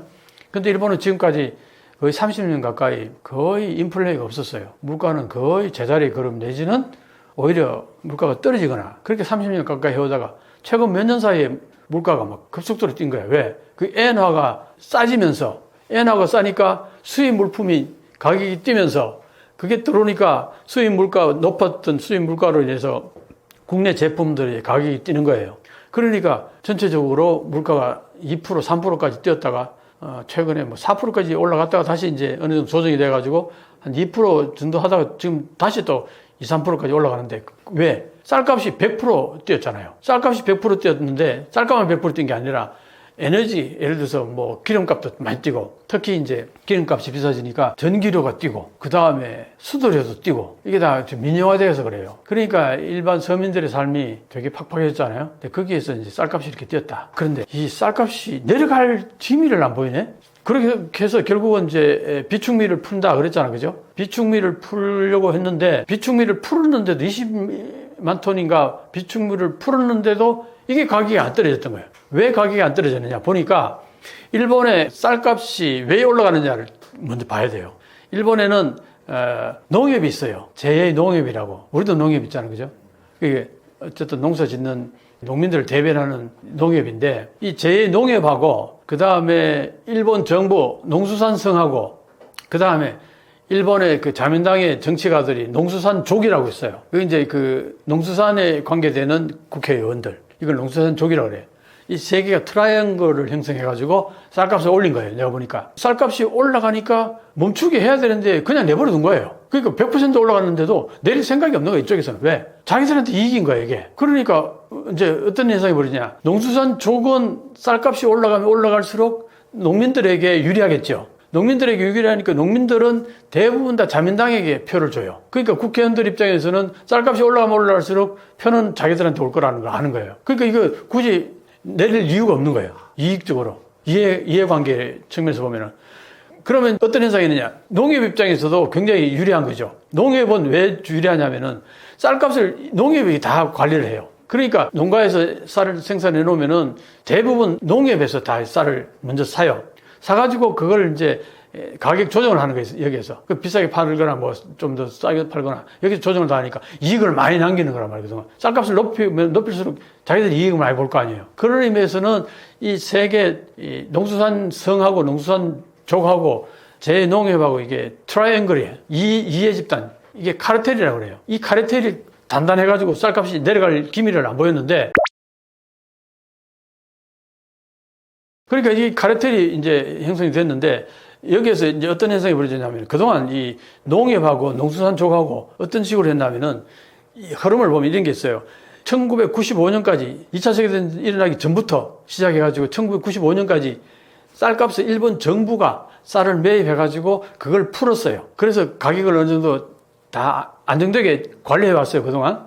그러다가 1995년도에 이걸 폐지했다고요. 폐지하면서 어떤 의미에서는 이제 자율화 시킨 거예요, 쌀값을. 그러다 보니까 여기에서 어떤 현상이 벌어지냐니까, 만약에 농가가 쌀 생산이 많이 풍년이 들어가지고 이제 소비량보다 더 많아지면은 이걸 수출하면 괜찮은데 수출을 못했을 경우에는 이 정부가 이걸 다 매입해 줘야 돼요. 그동안 그렇게 해왔거든요. 그 정부가 매입하게 되면 어떻게 돼요? 여기 예산이 어마어마하게 들어갈 거 아니에요. 남은 쌀에 그걸 정부가 다 매입해가지고 그 비축미로 이제 돌려야 되니까 그 관리하고 저장하면서 그게 관리 유지비도 돈 들고, 그러니까 이 예산이 너무 그 부담이 되니까 어떻게 되냐? 일본 국민들의 쌀 소비량이 계속 줄어들었어요. 쭉 통계적으로.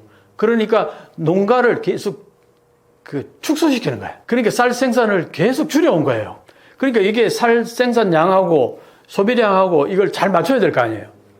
그 통계를, 이걸 이제 계속 통계에 맞춰가지고 이렇게 해왔는데, 이게 이제 주로 보면은 농수산성 관료들이 이 통계치를 잘 조정해가지고 여론조사도 하고 해가지고 이게 잘 맞추면 문제가 없어요. 근데 2023년도에 휘청한 거예요. 그때 날씨가 너무 더워가지고 습도도 너무 높고 너무 더운 바람에 가을이 되면은 이게 기온이 좀 떨어지고 쌀쌀해져야 쌀이 연근다는 거예요. 그렇게 이제 기후가 그게 맞아져야 되는데 23년도 여름이 너무 길어지면서 습도가 너무 높고 그래서 쌀이 쭉정이가 많이 생긴 거예요. 그러다 보니까 이 쌀 생산량이 한 40만 톤이 더 적어져 버린 거예요.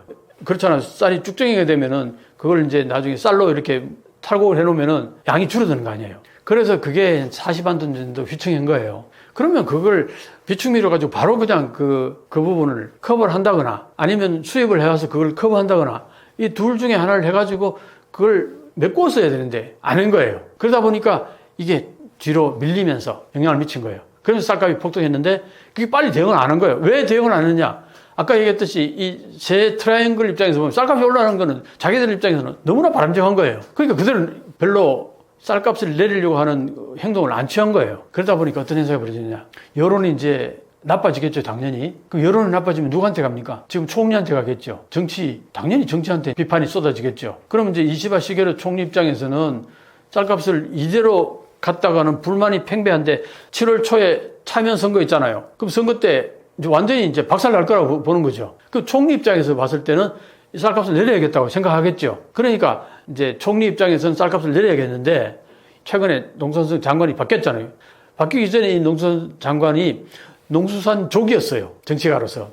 그러다 보니까 쌀값 내리는 것에 대해서 너무나 둔감하게 했던 거예요. 뭐 다 쌀값 올라가면 우리한테 더 좋은데 이런 인식이 있었던 거예요. 그런데 이게 여론에 집중적인 포화를 받기 시작한 거예요.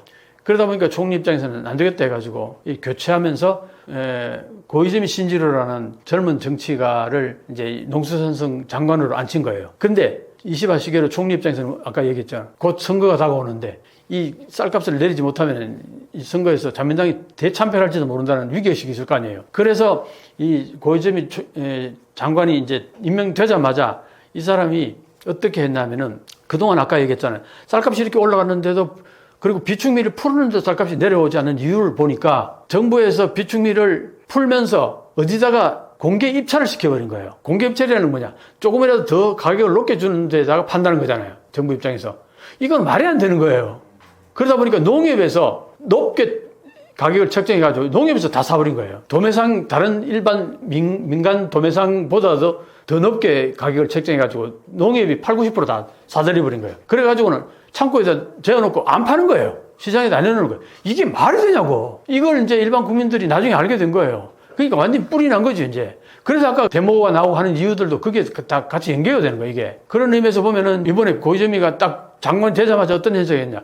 바로 공개 입찰을 한 게 아니라 수의 계약을 맺어버린 거예요. 그래서 정부에서 그 비축미를 아주 싼 가격으로 도매상에게 파는 대신에 이걸 2,000원 이상으로 팔면 안 된다는 식으로 그 가격을 이미 정해져 버린 거예요. 왜? 정부도 싸게 파니까 너희들도 이익을 막 3,000원씩 4,000원씩 팔면 안 된다. 그걸 서로 인정하는 선에서 수의 계약을 맺은 거예요. 그래가지고 2,000원으로 팔게 이제 될 수 있잖아. 그죠? 가격은 그렇게 형성되는데 이제 문제는 뭐냐니까 앞에 20만 톤을 그 비축미를 팔았잖아요. 그죠? 근데 아까 농수산 재농협에서 거의 다 샀다 그랬잖아요. 그럼 이게 그때는 한 3,000원 이상 주고 샀을 거란 말이에요.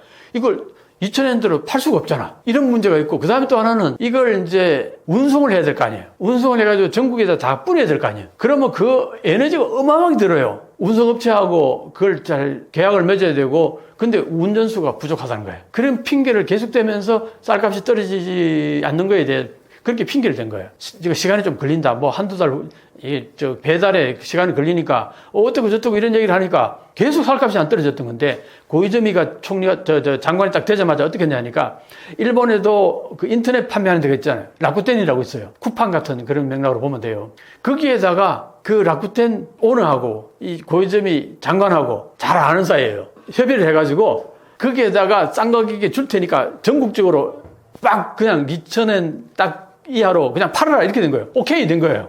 그러니까 일반 국민들 입장에서도 거기 라쿠텐에다가 바로 주문하면은 라쿠텐 그동안 물건 팔았던 그 시스템이 있잖아요. 공급망이 있잖아요. 그러니까 순식간에 그게 팔리는 거예요. 그러니까 아까 그 농협에서 그 핑계 댔던 거 있잖아요. 뭐 운송에 시간이 걸린다 이런 얘기들이 싹 사라진 거예요. 그래가지고 2,000원으로 올려놓자마자 1시간에 거의 다 팔려버리는 거예요. 그러니까 20만 톤 가까이 그 비축미를 앞에 팔았던 거는 높은 가격에 팔았고, 이번에 고이즈미는 아주 싼 가격에 도매상에다 막 푸는 거죠. 그러니까 이게 가격이 바로 2,000원으로 그냥 딱 떨어진 거예요. 그래서 이제 고이즈미는 쌀값을 2,000원으로 6월달 내로 2,000원으로 잡겠다. 그랬을 때 다들 비웃었어요. 말도 안 된다고. 그랬는데 고이즈미 이렇게 한 거예요.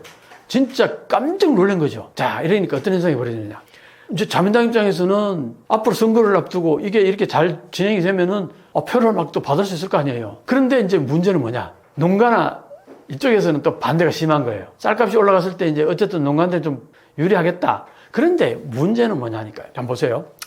농가에서는, 우리도 그렇지만, 농가에서는 정부가 어느 정도 보조를 해주면은 문제가 없어요. 근데 지금까지 일본은 어떻게 했냐. 농협이 어떻게 했냐면, 농가에 직접 지원을 해주는 게 아니라, 쌀값을 높게 책정한 거예요. 쌀값을 높게 책정하면은 농가에서 그 쌀값을 높게 책정한 것보다는 조금 낮는 단계에서 농가로부터 쌀을 사들일 거 아니에요. 그럼 이게 높게 책정돼야 그것보다 싼 가격으로 농가에서 쌀을 살 거 아니에요. 왜 농협은 농가에서 쌀을 산 가격에서 어느 정도 이윤을 남겨서 팔 거 아니에요. 그러니까 그 메커니즘상 정부가 농협이 쌀값을 정해버리는 거나 마찬가지란 말이죠. 그러니까 높게 책정해야 할 수밖에 없는 거예요. 그러니까 일반인들에게 이게 피해가 가는 거예요, 이게. 그런데 이거 시스템만 간단하게 바꾸면은 쉽게 해결되는 문제예요. 뭐냐? 쌀값은 정부가 농협이 책정하지 않고 시장에다 메커니즘에 맡기고 농민들한테 직접 보조금을 주면 되지 않느냐 이거예요. 그러면은 쌀값은 어떻게 되든 농민들하고는 상관없잖아요. 무슨 말인지 이해가요? 그러니까 직접 정부가 농가한테 보조금을 줘버리면 거기다 많이 주더라도 쌀값은 시장에서 아무리 낮게 책정돼도 농민들한테 혜택, 그건 나한테 불이익이 오는 게 없잖아요. 그렇게 하면은 1,500억 엔 정도면은 농민들 충분히 그렇게 보조해 줄 수 있다는 거예요. 농민들이 지금의 이 쌀 가격에 거기서 받아들이는 수익 정도는 충분히 보장해 주는데 1,500억 엔 정도면 충분히 가능하다는 거예요. 근데 지금은 쌀값을 높게 책정하는 바람에 그게 일본 정부가 그게 보조금이 들어가야 될 게 한 4,500억 엔이라는 거예요. 그러니까 일본 입장에서 보면은, 일반 국민들 입장에서 보면은 그 세금이 1,500억 엔 정도면은 충분히 그 농가들 보조해주고 쌀값을 낮출 수도 있는데, 이 제2농협이 그 쌀값 조정하는 바람에 세금은 훨씬 더 3,000억 엔 정도는 더 들어가 버리는 거잖아요. 그리고 또 높은 가격에 일반 국민들이 이 쌀을 사야 되는 거죠. 이중으로 불이익이 당하는 거예요. 일반 국민들 입장에서는 내가 낸 세금이 그 쌀 가격 유지하는데 보조금으로 들어가서 세금이 낭비되죠. 그 다음에 높은 가격을 책정해 놨으니까 높은 가격으로 내가 쌀을 사야 되니까 그게 또 부담이 가는 거고, 이중으로 부담이 되는 거예요. 그런데 이걸 이제 얘기했듯이 정부가 농민들에게 직접 보조를 해주고 쌀 가격은 시장 메커니즘을 그냥 맡겨버리는. 그러면 여기에 어떤 현상이 벌어지냐. 재해가 거기에서 장난칠 여지가 사라져버리는 거예요. 그 재해 입장에서는 돈 벌 기회가 사라지는 거잖아요. 그러니까 재해가 거기에 대해서 엄청나게 반대를 하고 농수산종도 거기에 반대하는 거예요.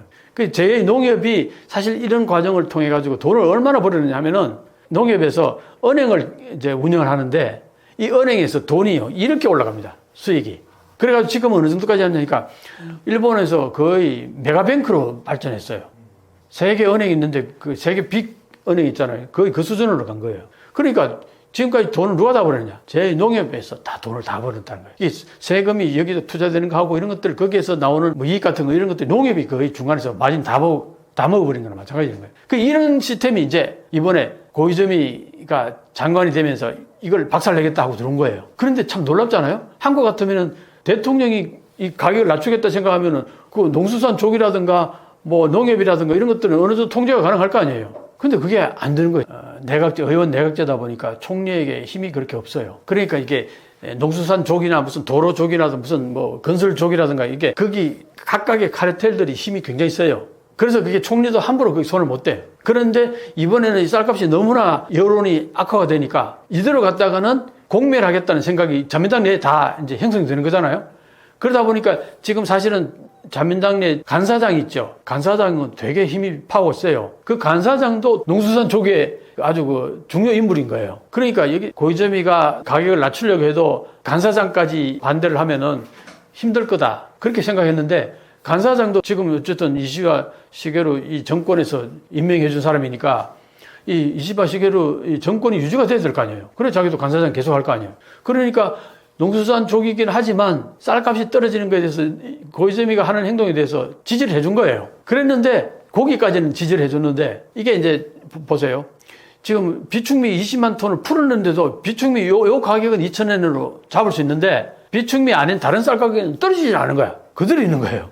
그러니까 이중 가격제인 거야. 2,000엔 이하는 쌀이 있고 요거는 비축미 몇 년 된 쌀이 그거 작년에 이제 나온 햅쌀이라고 볼 수 있는 거예요. 이 가격은 안 떨어지는 거야. 이게 이제 문제가 있는 거죠. 그래서 이걸 떨어뜨리기 위해서는 시중에다 쌀을 많이 풀어버려야 되잖아. 그죠? 그러니까 이 비축미 20만 톤 가지고는 별로 움직임이 없을 거다. 그러니까 그러면은 비축미 이거 다 팔고 해외에서 쌀 수입해가지고 막 풀어버리겠다. 이런 거예요. 고이즈미가. 그랬더니 이제 간사장이 그거는 좀 아니다 이렇게 한 거예요. 왜? 이 사람도 농수산족이라고 그랬잖아요. 근데 농수산족의 이해를 대변해 주는데 다른 건 다 좋은데 해외 쌀 수입해와가지고 가격을 낮추는 거 이것만 안 된다. 그동안 일본 자민당의 정책이었어요. 어떤 일이 있어도 수입 쌀을 마구 수입해와가지고 국내 쌀값을 떨어뜨리는 거 이것만큼은 절대 안 된다고 그동안 해온 게 이 자민당의 정책이었거든요. 근데 이번에는 이게 너무 이제 여론이 악화되니까 그 고이즈미가 들어와가지고 자민당 카르텔을 박살내겠다 말은 그렇게 안 하지만 거의 그런 인식으로 출발한 거예요. 그러다 보니까 이제 이게 아주 복잡해진 거예요, 굉장히. 근데 이제 7월 초에 참여선거면은 얼마 안 남았잖아, 그죠? 그러니까 얼마 전에 보면 이 쌀값이 폭락을 했어요. 이중 가격제긴 하지만 어쨌든 2,000엔까지 떨어진 것 이거 불티나듯이 팔려버리니까. 그러니까 어떤 현상이 벌어진지 알아요? 그동안에 약간의 도매상이라든가 소매상에도 사실은 쌀을 조금 사가지고 뒤에 창고에다 재놓은 것들이 있었던 거예요. 이런 것들이 이제 쏟아져 나오는 거야. 왜? 2,000엔에 막 팔리니까. 이러다가는 잘못하면 자기가 지금 사놓은 게 자기는 그래도 2,000 몇백엔, 3,000엔 가까이 주고 샀는데 이게 4,000엔, 5,000엔 올라갈 줄 알고 뒤에 쟁여놨던 건데 2,000엔에 팔려고 그러면 어떻게 돼? 손해볼 거 아니야. 지금 안 팔면은. 지금 그래도 비축미는 싸게 팔리지만 비축미 아닌 거는 그래도 4,000엔 가까이 팔리잖아. 그럼 빨리 이럴 때 팔아야지. 안 그래도 진짜 고이즈미가 수입해가지고 2,000엔 전부 다 깔아버리면은 이제 완전 손해보는 거잖아요. 그러니까 지금 쌀이 시중에 좀 많이 나온다는 거예요. 그래서 가격이 좀 떨어지는 면이 있다는 거예요. 야, 그런 거 보면은 지금 이 단계예요. 고이즈미가 지금 장관 된 지 얼마 안 됐기 때문에 지금 이 일이 벌어진 지 얼마 안 됐어요. 이게 어떻게 앞으로 계속 이어지나 할까? 7월 차면 선거 때까지 이게 쌀값이 어떻게 형성이 될까? 상당히 흥미진진해요. 근데 이제 일본에서는 또 한국 쌀 수입을 하려고 그러잖아요. 미국 쌀도 수입하려고 그러고. 근데 이제 한국 쌀을 수입하게 되면은 거기 세금이 붙고 뭐 이렇게 하다 보면은 최소한 한 4,000엔 정도 가격이 형성되는 거야. 3,800엔 뭐 4,000엔. 그럼 이걸 이제 지금은 4,250엔 뭐 이러니까 일본 쌀 그 한국산 수입해와서 세금 다 붙이고 해도 그래도 한 몇천 엔 싸잖아요. 몇백 엔 싸잖아요. 그러니까 한국살 수입을 마구 해오려고 그러는데, 자, 한국살 3,800엔 정도 파는데 지금 고위점이가 2,000엔대 형성돼 버리면 나중에 이것도 안 팔릴 수 있잖아요. 그러니까 이 부분에 대해서 좀 조심해서 살펴볼 필요가 있다. 지켜볼 필요가 있다. 쌀 가격이 형성되는 거 잘 봐야 된다. 우리가 수출하는 것도.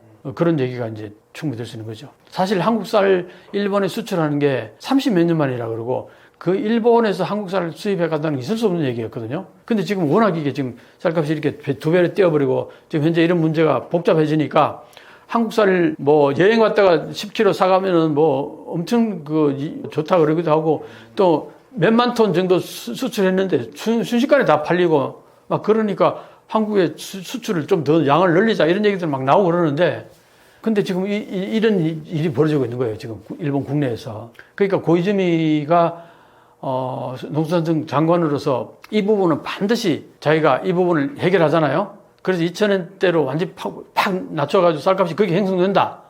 그렇게 되면요, 이 사람 인기가 폭등할 거예요. 근데 이 고이즈미는 지난번에 또 총리 후보로 나왔었잖아요. 그랬다가 공개 토론장에 나갔다가 너무나 무식함을 폭로시켜 있는 바람에 바로 아웃돼 버렸잖아요. 근데 이번에 이 부분에 대해서는 원스트라이크 뭐 하나의 이 안건에 대해서는 기가 막히게 하나 때린 거예요. 근데 그게 가능했던 게, 이 사람이 기본적으로 그전에 농수산족 가까이 있었으면서 그 농수상에 어떤 회장을 맡은 적이 있었어요. 그러니까 그 부분에서 잘 아는 거야. 이 사안에 대해서. 그리고 이번에 이 문제가 심각하다는 걸 알고, 이걸 어떻게 할 건가 조금 연구했던 것 같아. 장관이 되기 전에. 내가 장관이 되면 저거 내가 해소할 수 있을 텐데. 하고 아마 커뮤니케이션 했던 것 같아. 내가 보니까. 그래서 장관이 되자마자 바로 그냥 이 일을 성사시켰는데, 2,000원을 떨어졌다는 거는 엄청난 일이에요. 왜냐하면 전혀 내려올 것 같지 않던 쌀값이 2,000원대에 딱 형성되니까, 물론 비축미에 한해서긴 하지만 이게 영향을 미친다는 거죠. 아까 얘기했잖아요. 뒤에 창고에다 적재해놨던 것들 푸는 그게, 왜냐하면은 도매상이라도 이런 데 보면은 지금까지 쌀 푸대가 전혀 없다고 텅텅 비어있던 데가 쌀 푸대가 막 쌓이고 있더라는 거죠. 그게 언제 어디서 나왔겠냐? 뒤에 창고에다 쌓아놨던 걸 지금 꺼내온 거 아니겠냐? 이제 이렇게 된 거예요. 그러니까 이제 이게 그동안 쌀이 왜 이렇게 안 됐냐? 다 뒤에다 쌀 싸가지고 뒤에 재놨기 때문에 쌀값이 안 떨어진다. 뭐 이런 얘기를 했는데, 근데 그게 아니다고 했던 얘기들이 이번에 보니까 어느 정도 신빙성이 있는 거예요. 유통 과정에서 조금 뒤에 쌀, 예를 들어서 과거 같으면은 2포대 사가지고 금방 내놨는데 2포대 사가지고 한 포대는 2포대 살 걸 4포대 사가지고 2포대는 뒤에 쟁여 놓는다든가 이런 식으로 했다는 거죠. 그럼 그것만 해서 전체적으로 다 그렇게 하면 엄청나게 양이 많을 거 아니에요. 그래서 쌀 가격이 안 떨어졌다 이런 얘기인데, 왜? 계속 올라간다고 보는 거예요. 무조건 쌀을 사놓고 뒤에다 창고에 놔놓으면 몇 개월 후면 올라가니까. 그러니까 이게 안 내놓은 거예요. 그렇게 이제 볼 수 있는 거잖아. 그런데 고이즈미가 2,000엔대로 팍 이제 내리는 그걸 팔아버리니까, 그것도 인터넷상에서 팔아버리니까, 이게 이제 뒤에 창고에 재워놨던 걸 다 꺼내는 거야, 이제. 이거 계속 놔뒀다가 잘못하다가 나중에, 손해 엄청 보겠다. 그런 맥락도 있다는 거예요. 그래서 지금 그런 과정에 있어서 앞으로 흥미진진합니다. 이게 만약에 그래서 쌀값이 대폭 폭락을 해가지고 정말 2,000원대로 다시 되돌아간다. 이렇게 되면요, 자민당이 이번 선거에서 상당히 선전을 할 가능성이 높고, 또 하나는 고이즈미는 어쩌면은 엄청난 인기를 얻는 정치가 될 가능성이 있어요. 자민당 내에서. 근데 이 고이즈미는 사실은 자민당 내에서는 비주류에 가까웠어요. 근데 이번에 이걸로 인해서 만약에 상당히 인기를 얻게 된다면은 차기 총리감으로서는 또 하나의 이제 큰 하나의 카드를 하나 가지게 되는 거나 마찬가지인 거죠. 그래서 지금 이 문제는 일본에서는 막 그 내용들이 쏟아져 나옵니다. 이게 뭐 너무나 핫 이슈가 돼가지고. 근데 한국에서 보면은 대지진이나 이런 것들보다는 폭발력은 적지요. 뭐 일본 사람들 쌀값이 오르는 거고 내하고 뭔 관계 있어. 이런 건 이제 대지진은 또 좀 다르잖아요. 일본이 완전히 그냥 몰락할 수도 있고, 그 다음 그게 우리한테 영향을 미치지는 않을까. 그 다음 여행 가는 데 있어서도 사실 지금 많이 줄어들었잖아요. 여행 가는 사람들 입장에서는 당장 그게 관심사였잖아요. 그래서 이렇게 보면은 대지진에 대한 조회수는 상당히 높은데 쌀값에 대해서는 조금 그것보다는 좀 덜한 것 같은데, 사실은 일본에서는 이게 가장 지금 핫 이슈예요. 엄청 뜨겁습니다. 막 그래서 막 글들이 쏟아져 나와요. 지금도 계속 나옵니다. 고이즈미 신지로에 대해서 좀 얘기할게요. 고이즈미 신지로 지금 농수산성 장관은 아직도 40대예요. 근데 아버지가 총리를 했잖아요. 자민당에서는 이게 세습이라는 게 굉장히 강해가지고 아버지나 조부가 총리를 했다. 그러면은 그 밑으로 내려와서 장관은 기본이고 총리가 될 가능성이 상당히 높아요. 그게 이제 세습에 대한 개념인데 고이즈미 신지로 같은 경우에는 아버지가 총리도 되는 부분도 있지만 이 사람이 워낙 그 인기가 많아요. 잘생겼어. 어마어마하게 잘생겼어. 사진 딱 보면은 정말 우리 조국 장관 핸섬하고 막 그 인기 있는 사람들은 엄청 인기 있잖아요. 그런 인상인 거예요. 그래서 반드시 언젠가는 총리할 거라. 그거 부정하는 일본인들은 아무도 없을 거예요. 언젠가는 총리할 거다. 지난번에 총리 후보로 나왔을 때 그때는 준비가 전혀 안 됐다. 이제 그런 거였는데 근데 이제 이번에 이걸로 인해서 농수산 이쪽은 준비가 돼 있네? 이게 되는 거죠. 이게 문제가 어디에 있다는 걸 소지를 정확히 파악하고 이게 문제는 아까 트라이앵글 이 세력들이 쌀값을 내릴 의향이 없는 거예요.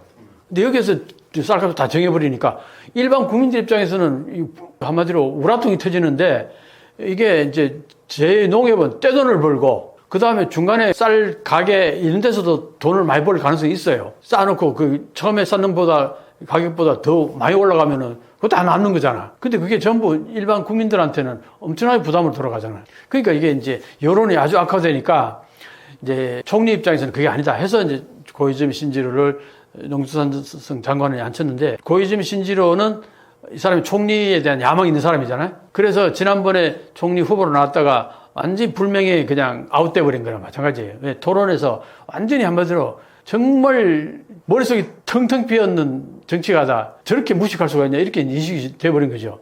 그랬는데 이번에 이 안으로 인해서 만약에 제대로 이제 이게 고이즈미 신지로 장관이 의도한 대로 쌀값이 안정이 되고 2,000엔대로 이제 안정이 된다. 그렇게 쌀값을 물가를 이제 잡는다. 이렇게 되면은 아마 지지도가 엄청 높아질 거예요. 인상이 엄청 좋아질 거예요. 정치가로서. 그러니까 이시바 시게루 입장에서도 고이즈미 신지로가 잘해가지고 쌀값을 잡아주면은 이번 참여원 선거 때 좋은 결과가 나올 거고 이시바 시게루 입장에서 좋은 거고 그 다음에 고이즈미 신지로 입장에서는 앞으로 자기 정치가의 입지를 단단히 다지는 데 있어서 이만큼 좋은 게 없는 거잖아요.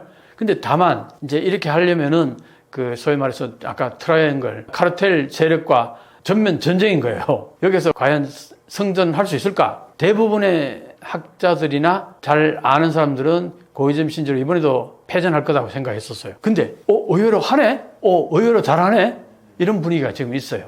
그래서 이게 앞으로 어떻게 유추될까, 어떤 식으로 결말이 날까 상당히 흥미진진하게 볼 수 있어요. 왜냐하면은 이거는 자민당 정치의 역학관계에 있어서 엄청난 큰 변화를 보여주는 거예요. 지금까지 없었던 패턴이거든요, 이게. 사실 비주류 정치가가 저렇게 들어와가지고 어떤 카르텔을 상대로 저렇게 전쟁까지 선포하면서까지 안건을 저렇게 끌고 갈 수 있는 정치가 거의 없어요. 거의 보면은 자민당이 소위 말하는 오래된 카르텔을 이해 가지고 모든 게 아웃풋이 되고 거기에서 모든 게 형성이 되고 그러니까 일반 국민들 입장에서는 참 한심한 거죠. 일본 자민당 정치가 저렇게 카르텔로 형성돼 있어 가지고 이권으로 뭉쳐져 있고 그러니까 다 결국은 그 피해는 일본 서민들에게 다 들어오는 그런 현상이었는데 이번 쌀값만 해도 그렇잖아요. 서민들이 완전히 몽땅 뒤집어 쓴 거잖아요. 아까 급식 같은 거 보면 어린 자녀들한테도 그런 식으로 돌아가고 곳곳에 그런 현상들이 다 벌어지고 있단 말이에요. 그런 피해를 그게 일반 국민들한테 다 들어가니까 이걸 이제 깨야 되겠다. 일반 국민들한테 어느 정도 알기 시작했어요. 왜냐? 전문가들이 그걸 쏟아내고 있어요. 어디가 문제가 있느냐? 새 카르텔이 이게 소위 말하는 악마 집단이다. 이렇게 이제 정의가 되고 있어요. 이걸 깨야 된다. 근데 지금 이시바 시게루 총리도 이 부분에 대해서는 고이즈미 신지로하고 어느 정도 인식을 같이 한다 이 얘기예요. 문제의식이 이시바 시게루가 과거에 농수산성 장관을 한 적이 있어요. 그러니까 그때 이 문제를 아는 거예요. 그러다 보니까 고이즈미하고 내가 볼 때는 짝짝꿍 해가지고 이 문제는 쌀값은 이번에는 한번 제대로 한번 맞춰보자. 이 소위 말하는 트라이앵글들 한번 박살 내보자. 이게 만약 제대로 맞아떨어진다면은 이시바 시게루 입장에서도 참여연 선거에서 좋은 결과를 내서 총리로서 롱런할 수도 있는 거고 고이즈미 입장에서는 앞으로 차기 총리감으로서는 상당히 집안을 다지는 게 되는 거예요. 그러니까 이번에 이거만큼 좋은 소재가 없는 거야. 이시바 시게루 총리 입장에서나 고이즈미 신지로 입장에서나. 그래서 이걸 만약에 쌀값을 잡게 된다면은 이게 지난번에 고이즈미 신지로의 아버지가 고이즈미 아버지가 그때 총리가 됐을 때도 자민당을 개박살 낸다. 이런 그 슬로건을 걸고서 총리가 됐어요. 그 진짜 그 당시에 자민당을 완전히 박살냈거든요. 그 저희 말하는 무슨 족 그 이권들 전부 다 막 그 당시 우정성을 이제 민영화시키면서 우정족을 아주 박살냈어요. 그런 그게 역사가 있거든요. 고이즈미도 자기 아버지가 했던 그런 어떤 정치적인 퍼포먼스랄까? 그 당시에도 그런 것들이 있었는데 그걸 보고서 어느 정도 벤치마킹 한 게 아닌가. 그런 의미에서 보면은 이번 트라이얼, 이 시도는 일본 자민당 정치에서 굉장히 하나의 획기적인 하나의 사건이라고 볼 수 있는 거예요. 쌀값을 두고서. 근데 이게 잘 조정이 된다 그러면은 그 아까 말했던 농지를 자꾸 축소시켜 나가면서 쌀 생산량을 줄여나간 거 있잖아요. 이것도 농협이 다 그걸 주관한 거예요. 그런데 이제 전문가들 전부 다 하는 얘기가 쌀 생산량을 늘리자 이런 얘기를 해요. 늘려서 만약에 지금 이제 700만 톤 정도를 일본 국민들이 소비를 해요. 그럼 740만 톤 정도 생산이 됐다. 그러면 과거에는 이게 남는 이걸 전부 정부가 다 매입해야 되니까 예산이 너무 부담이 된다 해가지고 이걸 줄인 거란 말이에요. 근데 이제 앞으로는 그렇게 생산이 넘더라도 이걸 수출하는 방향으로 돌리자. 그래서 수출하다가 어떤 이제 남으면 수출하고 그의 농장이 흉년이 들어가지고 40손이 안 되고 그러니까 740만 톤 생산하다가 이번에는 안 좋아서 700만 톤만 생산한다 그러면 나머지 수출 안 하면 될 거 아니에요. 그러면 지금 딱 맞잖아. 그죠? 수요량하고 생산량하고. 그러면 이런 문제가 생기지 않는다는 거죠. 그래서 지금까지는 요 소비량하고 이걸 맞추려고 엄청 애를 쓰면서 농지 생산량을 계속 줄여 나갔는데 왜 소비량이 줄어드니까 그렇게 하지 말고 농지 축소하지 말고 이 농지 축소하는데 그게 보조금을 다 주면서 결국 그 보조금들 그 돈이 전부 어디로 가냐? 농협 은행으로 다 들어간 거예요. 제 농협은 그걸로 인해서 돈을 계속 벌게 되는 거죠. 그 메커니즘 때문에 계속 이게 생산량을 줄여왔는데 농업 정책을 폐기하라. 그게 지금 여론인 거예요. 그 농지 축소, 농경지 축소 이걸 이제 실질적으로 그걸 하지 않고 쌀 생산량을 지금보다는 좀 더 생산을 늘려가지고 만약에 수요량보다 남는 게 있으면 그걸 수출하면 되지 않느냐. 그렇게 이제 얘기가 되는 거예요. 그래서 아마 이 부분이 지금까지 그 일본의 농수산성이 그동안 해왔던 이 정책하고 이 대반전인 거예요, 이게. 대전환인 거예요, 이게. 그래서 이번에 이 시험이 굉장히 흥미진진하게 한번 지켜볼 필요가 있다. 근데 이거는 왜 그렇게 흥미진진하게 볼 필요가 있냐면 우리나라 농협하고 우리나라 농사, 쌀값 이 부분이 분명히 시사하는 바가 있다는 거예요, 이게. 그런 의미에서는 한번 지켜볼 필요가 있다 보는 거죠. 내가 한일역전이라는 책을 썼죠. 그 한일역전에서 하는 얘기가 지금 웬간한 게 어떤 통계치라 뭐 이런 것들 업적들을 보면은 한국이 일본을 넘어서고 있다 이런 얘기를 내가 해온 게 한일역전이라는 개념이라거든. 그랬는데 이제 이게 하나씩 진짜 현실적으로 나타나고 있는 거죠. 근데 그동안 내가 줄기차게 해왔던 게 한국이 일본보다 앞서는 게 뭐냐면 한국은 디지털화가 잘 됐다. 일본은 아날로그에서 멈춰있는 사회인데 디지털화가 잘 됐다. 일본이 이 발전을 못하는 게 이 아날로그 사회 때문에 발전을 못하는 거예요. 전 세계가 디지털화하고 탈바꿈하고 특히 미국이 디지털의 선두주자로 나서고 있기 때문에 미국의 그 모든 그 성장은 대부분 보면 디지털 기업들이 가팜이라는 거기서 엄청난 에너지를 발휘하잖아요. 한국도 마찬가지예요. 디지털화 되면서 가전제품들 전부 석권했죠. 일본이 가전제품들이 디지털화에 늦어지면서 한국의 디지털화에 따라오지 못하면서 한국 가전제품이 전부 다 압도적으로 일본을 능가해버리고 그래서 일본 다 망해버린 거예요. 그 다음에 반도체도 그래요. 반도체도 우리가 디지털하고 여러 가지 연계가 되는 부분들이 있으니까 한국이 디지털화 되면서 이 반도체 같은 것들도 잘 됐고 그래서 어떻게 보면 어쨌든 한국이 여러 가지로 일본보다 앞서가는 부분이 많은데 여기에다가 최근에 무기 이게 엄청난 일을 발휘하고 있잖아요. 그동안은 우리는 왜 무기 생산이 계속 이어져 왔냐 하면은 북한 때문에 그렇게 해온 거 아니에요. 우리가 쓰기 위해 가지고. 우리는 그래서 무기 공장이라든가 이런 것들이 항상 계속 돌아가 있었고, 그 계속 이제 생산이 되고 있었잖아요. 그런데 전 세계가 어떻게 됐냐면 냉전이 해소되면서 유럽에서도 독일이나 프랑스도 그 무기 생산하는 공장들이 거의 다 평화로운 세계가 되면서 거의 다 축소가 되거나 뭐 공장이 멈추거나 딴 걸로 바뀌거나 대부분 그렇게 된 거예요. 그리고 소위 말해서 방위비도 독일만 해도 1% 조금 넘거나 뭐 전부 그렇게 됐어요. 그러다 보니까 이게 무기를 제대로 생산한 나라가 거의 한국이 유일하게 된 거예요. 그랬는데 세상에 이제 지금 이 시대에 무슨 전쟁이 일어나겠냐 다들 그랬잖아요. 그랬는데 재래식 무기로 전쟁을 치르는 데가 지금 러시아가 우크라이나를 침략하면서 거기서 재래식 무기 전쟁이 벌어졌잖아요. 그러다 보니까 그 나토가 그 우크라이나가 전쟁을 이제 침략을 받으면은 나토가 지켜주게 돼 있어요. 미국이 지켜주게 돼 있어요. 왜 그랬냐? 과거에 우크라이나가 핵무기를 많이 가지고 있었잖아요. 그 핵무기를 6,000기인가 뭐 7,000기인가 거의 10,000기 가까이 되는 그걸 전부 러시아로 넘겨주는 대신에 그 대신에 우크라이나가 주변으로부터 침략을 받으면은 미국이나 나토가 지켜준다.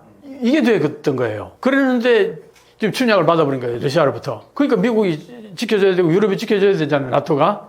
근데 나토가 지켜주려니까 무기를 막 제공해야 될 거 아니에요. 그러다 보니까 이제 나토가 생산하는 무기는 별로 없는데 그 가지고 있던 무기를 전부 우크라이나한테 다 제공해 준 거예요. 그러면 어떻게 돼요? 자기들 무기 생산해야 될 거 아니야. 근데 그게 별로 없는 거예요. 그러니까 유럽에서 물론 독일이나 프랑스는 자기가 무기 생산하는 게 있으니까 앞으로 자기들 공장을 더 키워서 생산하게 되는데 그렇지 않은 국가들, 폴란드라든가 루마니아라든가 아니면 뭐 스웨덴이라든가 이런 나라들도 무기를 사야 될 거 아니에요. 근데 나토 소위 말 독일이나 프랑스로부터 무기를 사려고 했는데 이게 주문해놓으면 5년, 10년 걸리는 거야. 근데 한국에다 딱 주문하니까 1년도 안 돼서 뭐 6개월 만에 무기가 오고 성능도 좋고 가격도 싸고 이러니까 이제 뒤집어진 거죠. 유럽에서 전 세계에서 한국 무기를 곳곳에서 사기 시작한 거죠. 특히 K9 같은 거 이거는 뭐 전 세계 뭐 50% K9 지금 완전히 자주포는 완전히 석권해 버린 거죠. 근데 지금 그 탱크라든가 K2 탱크라든가 이런 것들이 전부 한국 제품이 성능이 엄청 좋은 거야. 이러니까 이제 전 세계가 한국 무기를 막 엄청나게 살려고 그러는 거예요. 거기다가 또 뭐가 있어요? 미국이 해군력에서 중국을 압도했는데, 전 세계를 압도했는데, 지금 해군함을 중국이 엄청나게 막 급속도로 생산해내는 거야. 그러니까 이제 1년에 막 몇백 척의 그 해군 함정을 만들어내니까. 근데 미국은 지금 조선소가 거의 다 망해가지고, 해군정이든 뭐든 배를 만드는 게 1년에 겨우 서너 척 만들면 그게 다예요. 성능이 그밖에 안 돼. 그러니까 어떻게 하겠어요? 당장 지금 배를 계속 만들어내야 되는데 중국이 저렇게 급속도로 하는데 그게 맞추려면은 최소한 미국이 1년에 그래도 100척 이상의 군함을 만들어야 될 텐데 이게 안 되잖아요. 그래서 결국은 한국에다가 맡기려고 하는 거예요. 이걸. 자, 그러다 보니까 어떻게 돼요? 한국은 그동안 K 콘텐츠로 수출을 많이 했잖아요. 그죠? K 드라마, K 팝 이런 것만 해도 몇백억 달러씩, 몇십억 달러씩 되는 데다가 K 푸드, 뭐 K 뷰티 이런 것들도 몇십억 달러씩, 그거 다 포함하면 몇백억 달러씩 돼요. 그 다음에 거기에다가 지금 무기 수출도 이것도 이번 뭐 올해마다 170억 달러, 앞으로 뭐 200억 달러, 300억 달러 금방 올라갈 거라는 봐요. 그렇게 되다 보니까 한국의 국력이 이런 게 확실하잖아, 보태주는 게. 근데 일본에는 그게 별로 없는 거, 이런 게. 그러니까 이제 한국은 이제 군사력도 팡팡해지고, 그 다음에 문화 콘텐츠도 전 세계에서 그렇죠. 경제 규모도 이제 전 세계 경제 대국이 됐다고 얘기도 하죠. 그러니까 한국이 뭐로보나 그런 거 다 골고루 다 나름대로 점수를 갖는 거야. 근데 일본은 예를 들어서 디지털화 잘 안 돼 있어요. 그 다음에 방위 산업 같은 것들도 한국에 비교가 안 될 정도로 열악하단 말이에요. 이런 것들을 점수로 이제 일본이 잘 나가는 부분도 있겠지만 평균적으로 보면 점수가 팍팍팍 꺼지는 데가 많은 거야. 그러니까 한국이 지금 6위로까지 올라온 건데 일본은 8위잖아. 이런 일들이 이제 벌어지는 거죠. 그 앞으로는 더 떨어질 거라 봐요, 나는. 예를 들면 이거 하나만 얘기할게요. 일본에 그러면은 자위대 무기 생산할까요, 일본도? 그리고 기술력이 대단하다는 거잖아요. 일본은 늘 기술의 일본 뭐 맨날 그렇게 얘기하잖아요.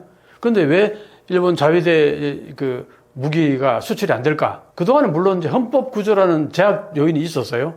무기 수출 3원칙 그래가지고 제약이 굉장히 많았었어요.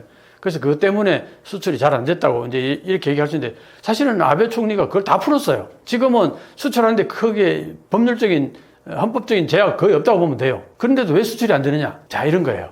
일본의 무기 생산할 때 어떤 식으로 생산하냐니까 정부가 발주를 하잖아요. 탱크, 비행기, 헬리콥터, 전차 이런 것들을 이제 발주를 할 때에 이걸 한 기업에다 다 발주를 못 하겠죠. 그러면 이 기업, 저 기업 이렇게 한 10개 기업을 나눠 가지고 무기를 다양하게 나눈다고. 그래서 발주를 해요. 그러면 그 기업들이 그걸 발주를 받아 가지고 생산하잖아요.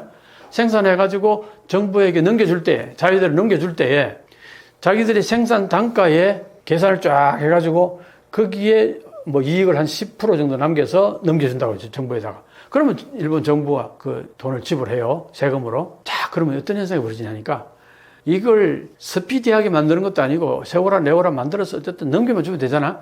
그럼 여기에 시장 개념이 없어요. 어쨌든 제품을 만들어서 정부에 넘기면 주면 돼. 그러다 보면 경쟁 시스템이 전혀 없는 거야. 왜? 다른 나라 어떤 뭐 요 같은 경쟁해가지고 내가 만드는 게 아니잖아요. 그러다 보니까 세워라 내워라 하고 만들어서 거기에다 또 온갖 비용 개념이 없으니까 나중에 만들어 놓으면은 이게 비용이 한국의 탱크 만든 것보다 2배, 3배가 높아요. 거기에다가 다시 또 일본말로 점이하게씩 비용 산출이라고 그래요. 점이하게씩이 뭐냐니까 어떤 액수를 딱 정해주고 요 예산 범위 내에서 탱크를 만들어라가 아니고 탱크 만드는데 들어가는 비용을 전부 계산해가지고 거기에다가 이윤을 좀 남겨서 넘겨주는 거예요. 그러니까 여기에 생산하면서 소위 말해서 비용 개념이 없는 거예요. 비용 삭감 개념이 없는 거예요. 이거는 일본의 대부분이 다 그래요. 반도체도 그랬어요, 옛날에. 반도체도 이걸 반도체 만드는데 예를 들어서 컴퓨터에 들어가는 반도체라 그러면 컴퓨터 한 대 파는데 얼마면 거기에 들어가는 예산이 어느 정도 딱 정해져서 그 예산에 맞게 반도체 칩을 만들어야 된다. 이게 아니라 그냥 반도체를 좋은 제품을 만드는 거예요. 그 만드는데 든 돈을 전부 합산해가지고 거기에다가 이윤을 얼마 남겨서 시장에 내놓으니까 이 다른데 하고 이 가격 경쟁이 안 되는 거예요. 일본의 대부분 그런 부분들이 많은 거예요. 그래서 이걸 점이하게식이라고 그래요. 이게 점이하게식 가격 설정. 이 문제가 심각한 거예요. 그래서 일본 이 무기들이 전부 가격이 비싸요. 그래서 시장 개념이 시장에 나서 한국하고 무기를 이렇게 만약에 경쟁했을 때 이 가격 경쟁이 안 되는 거예요. 그래서 일본 수출이 안 된다고 보는 거예요. 그러다 보니까 기업 입장에서도 탱크를 만들었는데 자위대에 납품하고 그 다음에는 수출이 안 되잖아요. 더 생산할 수도 없잖아요. 그게 재미가 없는 거야. 요걸 해서 납품하고 그 기술을 그대로 가지고 계속 제품을 만들어 가지고 수출을 하면 거기서 돈을 벌고 이런 게 있어야 되는데 그게 없으니까 이게 별로 재미가 없으니까 기업들이 방위산업에서 자꾸 철수를 하는 거예요. 그래서 이게 인기가 없는 한국이 된 거예요. 그러니까 여기에 제품이 좋아질 수가 없는 거예요. 그래가지고 일본 무기의 성능이 정말 엉망인 것들이 많다 그래요. 기관총 같은 것들도 이게 나가다가 갑자기 멈추기도 하고 막 이거 땡겨가지고 뭘 저렇게 조정했는데도 이게 땡기지도 않고 막 그런 어떤 불량품들이 꽤 많다는 거예요. 소총 같은 데도. 그래 하여튼 무기들이 성능이 그렇게 썩 좋지도 않고 탱크 만드는데 뭐 이 궤도선이 막 그냥 운전하다가 그냥 이탈되거나 그런 사진들도 보면 있어요. 한마디로 말해서 무기가 시장 개념이 아니다 보니까 경쟁력이 많이 떨어지는 거예요. 그래서 그런 부분에서 점수가 좋을 리가 없잖아요. 한국에 비하면은 그런 부분들이 많이 낮다는 거죠. 그래서 종합적으로 보면은 한국이 6위고 일본이 이제 8위 떨어지는 거. 앞으로 일본 사람들 그 잘 처음에는 받아들이기 힘들겠지만 앞으로 가면 갈수록 계속 벌어질 거예요. 내가 볼 때. 한국이 여러 가지 지금 얘기했잖아요. 예를 들면은 봐요. 한국의 K-컬처가요. K-푸드, K-드라마, K-뮤비, K-푸드 이런 것도 전부 미국에 엄청나게 지금 수출이 되고 있잖아요. 그럼 거기에서 미국에서 한국 제품 그러면은 여러 가지로 요즘 인식이 굉장히 좋아졌단 말이에요. 저 미국의 여론이 한국에 대해서 호의적이 될 가능성이 높잖아. 그런 면에서. 그래서 이제 그런 데다가 또 트럼프 입장에서도 보면은 한국은 미국에다가 수출하는 것도 많고 어쨌든 또 미국이 요구하는 것들을 한국이 들어줄 만한 요소들이 많은 거예요. 특히 그 중에서 아까 말했듯이 해군 함정을 만드는 거 미국이 못 만든단 말이에요. 지금 현재. 근데 그게 지금 꼭 필요하단 말이에요. 미국 입장에서는. 그래서 트럼프가 한국 하나오션에서 전화해가지고 하나오션 사장하고 전화해가지고 아니면 뭐 한국의 대통령하고 전화해가지고 우리 배 만들어달라 그런 얘기를 했잖아요. 요구를 했잖아요. 그러니까 트럼프 입장에서는 한국한테 요구를 할 게 있는 거예요. 좀 도와달라고. 그게 강력한 이제 무기인 거죠. 특히 이제 해군 함정. 그 다음에 지금 현재 미국의 해군 함정들이 굉장히 노후된 게 많아요. 그거 전부 다 이제 새로 수리하는 거. 이것도 한국만 할 수 있어요. 그러니까 이런 것들이 그거 엄청난 거 아니에요. 미국이 세계 톱 클래스의 군사력을 갖고 있는데 그 중에 가장 강력하게 뭐 해군이잖아요. 근데 해군 전력이 지금 거의 해군 함정을 못 만들고 그 다음에 수리를 제대로 못 하는데 그걸 함정 만들어주는 거 한국이 하고 그 수리를 한국이 해주고 엄청난 일이 아니에요? 이걸 한국이 할 수 있는 거예요. 일본은 못 하는 거예요, 거의. 왜냐? 미국에 그 시차를 왔었어요. 이제 필요하니까 한국하고 일본하고 조선소를 탐방을 했는데 압도적으로 한국이 경쟁력이 있고 한국한테 맡기는 게 이게 좋겠다 생각을 한 거예요. 그래서 지금 한국한테 지금 그걸 요구하고 있거든. 그러니까 앞으로 한국의 이 해군 함정 만드는 이 우리 기업체들은 엄청나게 아마 팽창할 거예요. 그런 맥락에서 그러니까 이제 트럼프 입장에서 보면은 한국에 대해서는 아쉬운 소리를 할 게 있잖아요. 근데 일본에 대해서는 아쉬운 소리를 할 만한 게 별로 없어요. 아까 얘기했듯이 일본의 자동차 관세를 24% 매겼는데 그걸 이제 내리려면 일본이 미국 자동차를 수입해 주거나 미국 자동차를 사주거나 그래야 되는데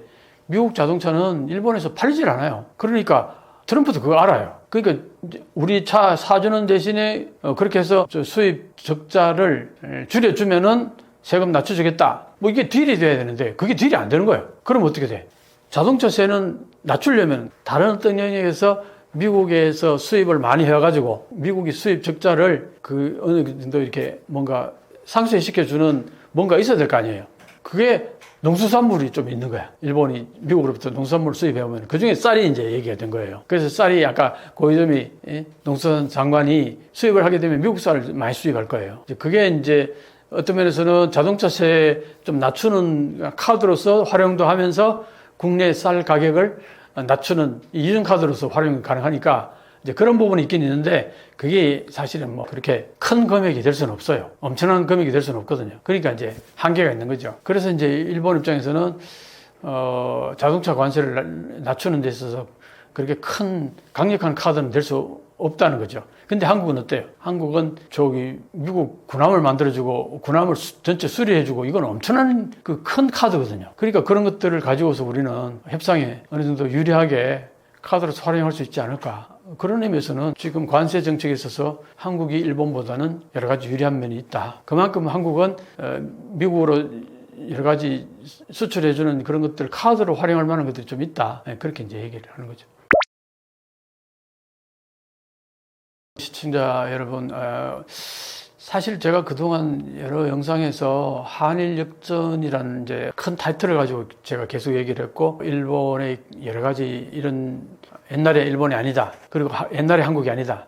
그래서 지금 현재 여러 가지로 힘의 균형에서 변화가 있기 때문에 내가 한일 역전을 얘기할 때는 한국이 일본 한편만 가면 작아지는 그런 모습은 이제 졸업할 때가 된 게 아니냐. 그게 내 취지였는데 지금 오늘 이제 했듯이 여러 가지를 보면은 한국이 앞으로 약진할 일만 남았고 일본은 여러 가지로 지질 문제라든가 다양하게 정말 어려운 문제만 쌓여있다고 보거든요. 그런 의미에서 보면은 한일 역전은 상당히 시기가 당겨질 가능성이 높고 그런 의미에서 지금까지 이제 뭐 제가 이런 얘기를 하게 되면은 일본에 좀 안 좋은 얘기를 하게 되면 비판적인 얘기를 하게 되면 한국도 마찬가지다 아니면 한국이 더 심하다 뭐 이런 이제 인식을 댓글에서 보면 그런 것들을 이제 보였는데 지금 앞으로는 내가 볼 때 확실하게 한일 역전이 이제 지속될 거고 그런 의미에서는 우리 앞으로 이제 한일 관계 속에는 이 힘의 역학 관계가 굉장히 중요하거든요. 그런 의미에서 제가 하는 영상들은 다 그런 큰 흐름 속에서 구체적인 얘기들 하는 거니까 그런 부분들을 곰곰이 새겨 보시면서 제 영상을 보시면 좋을 것 같습니다. 또 뵙겠습니다.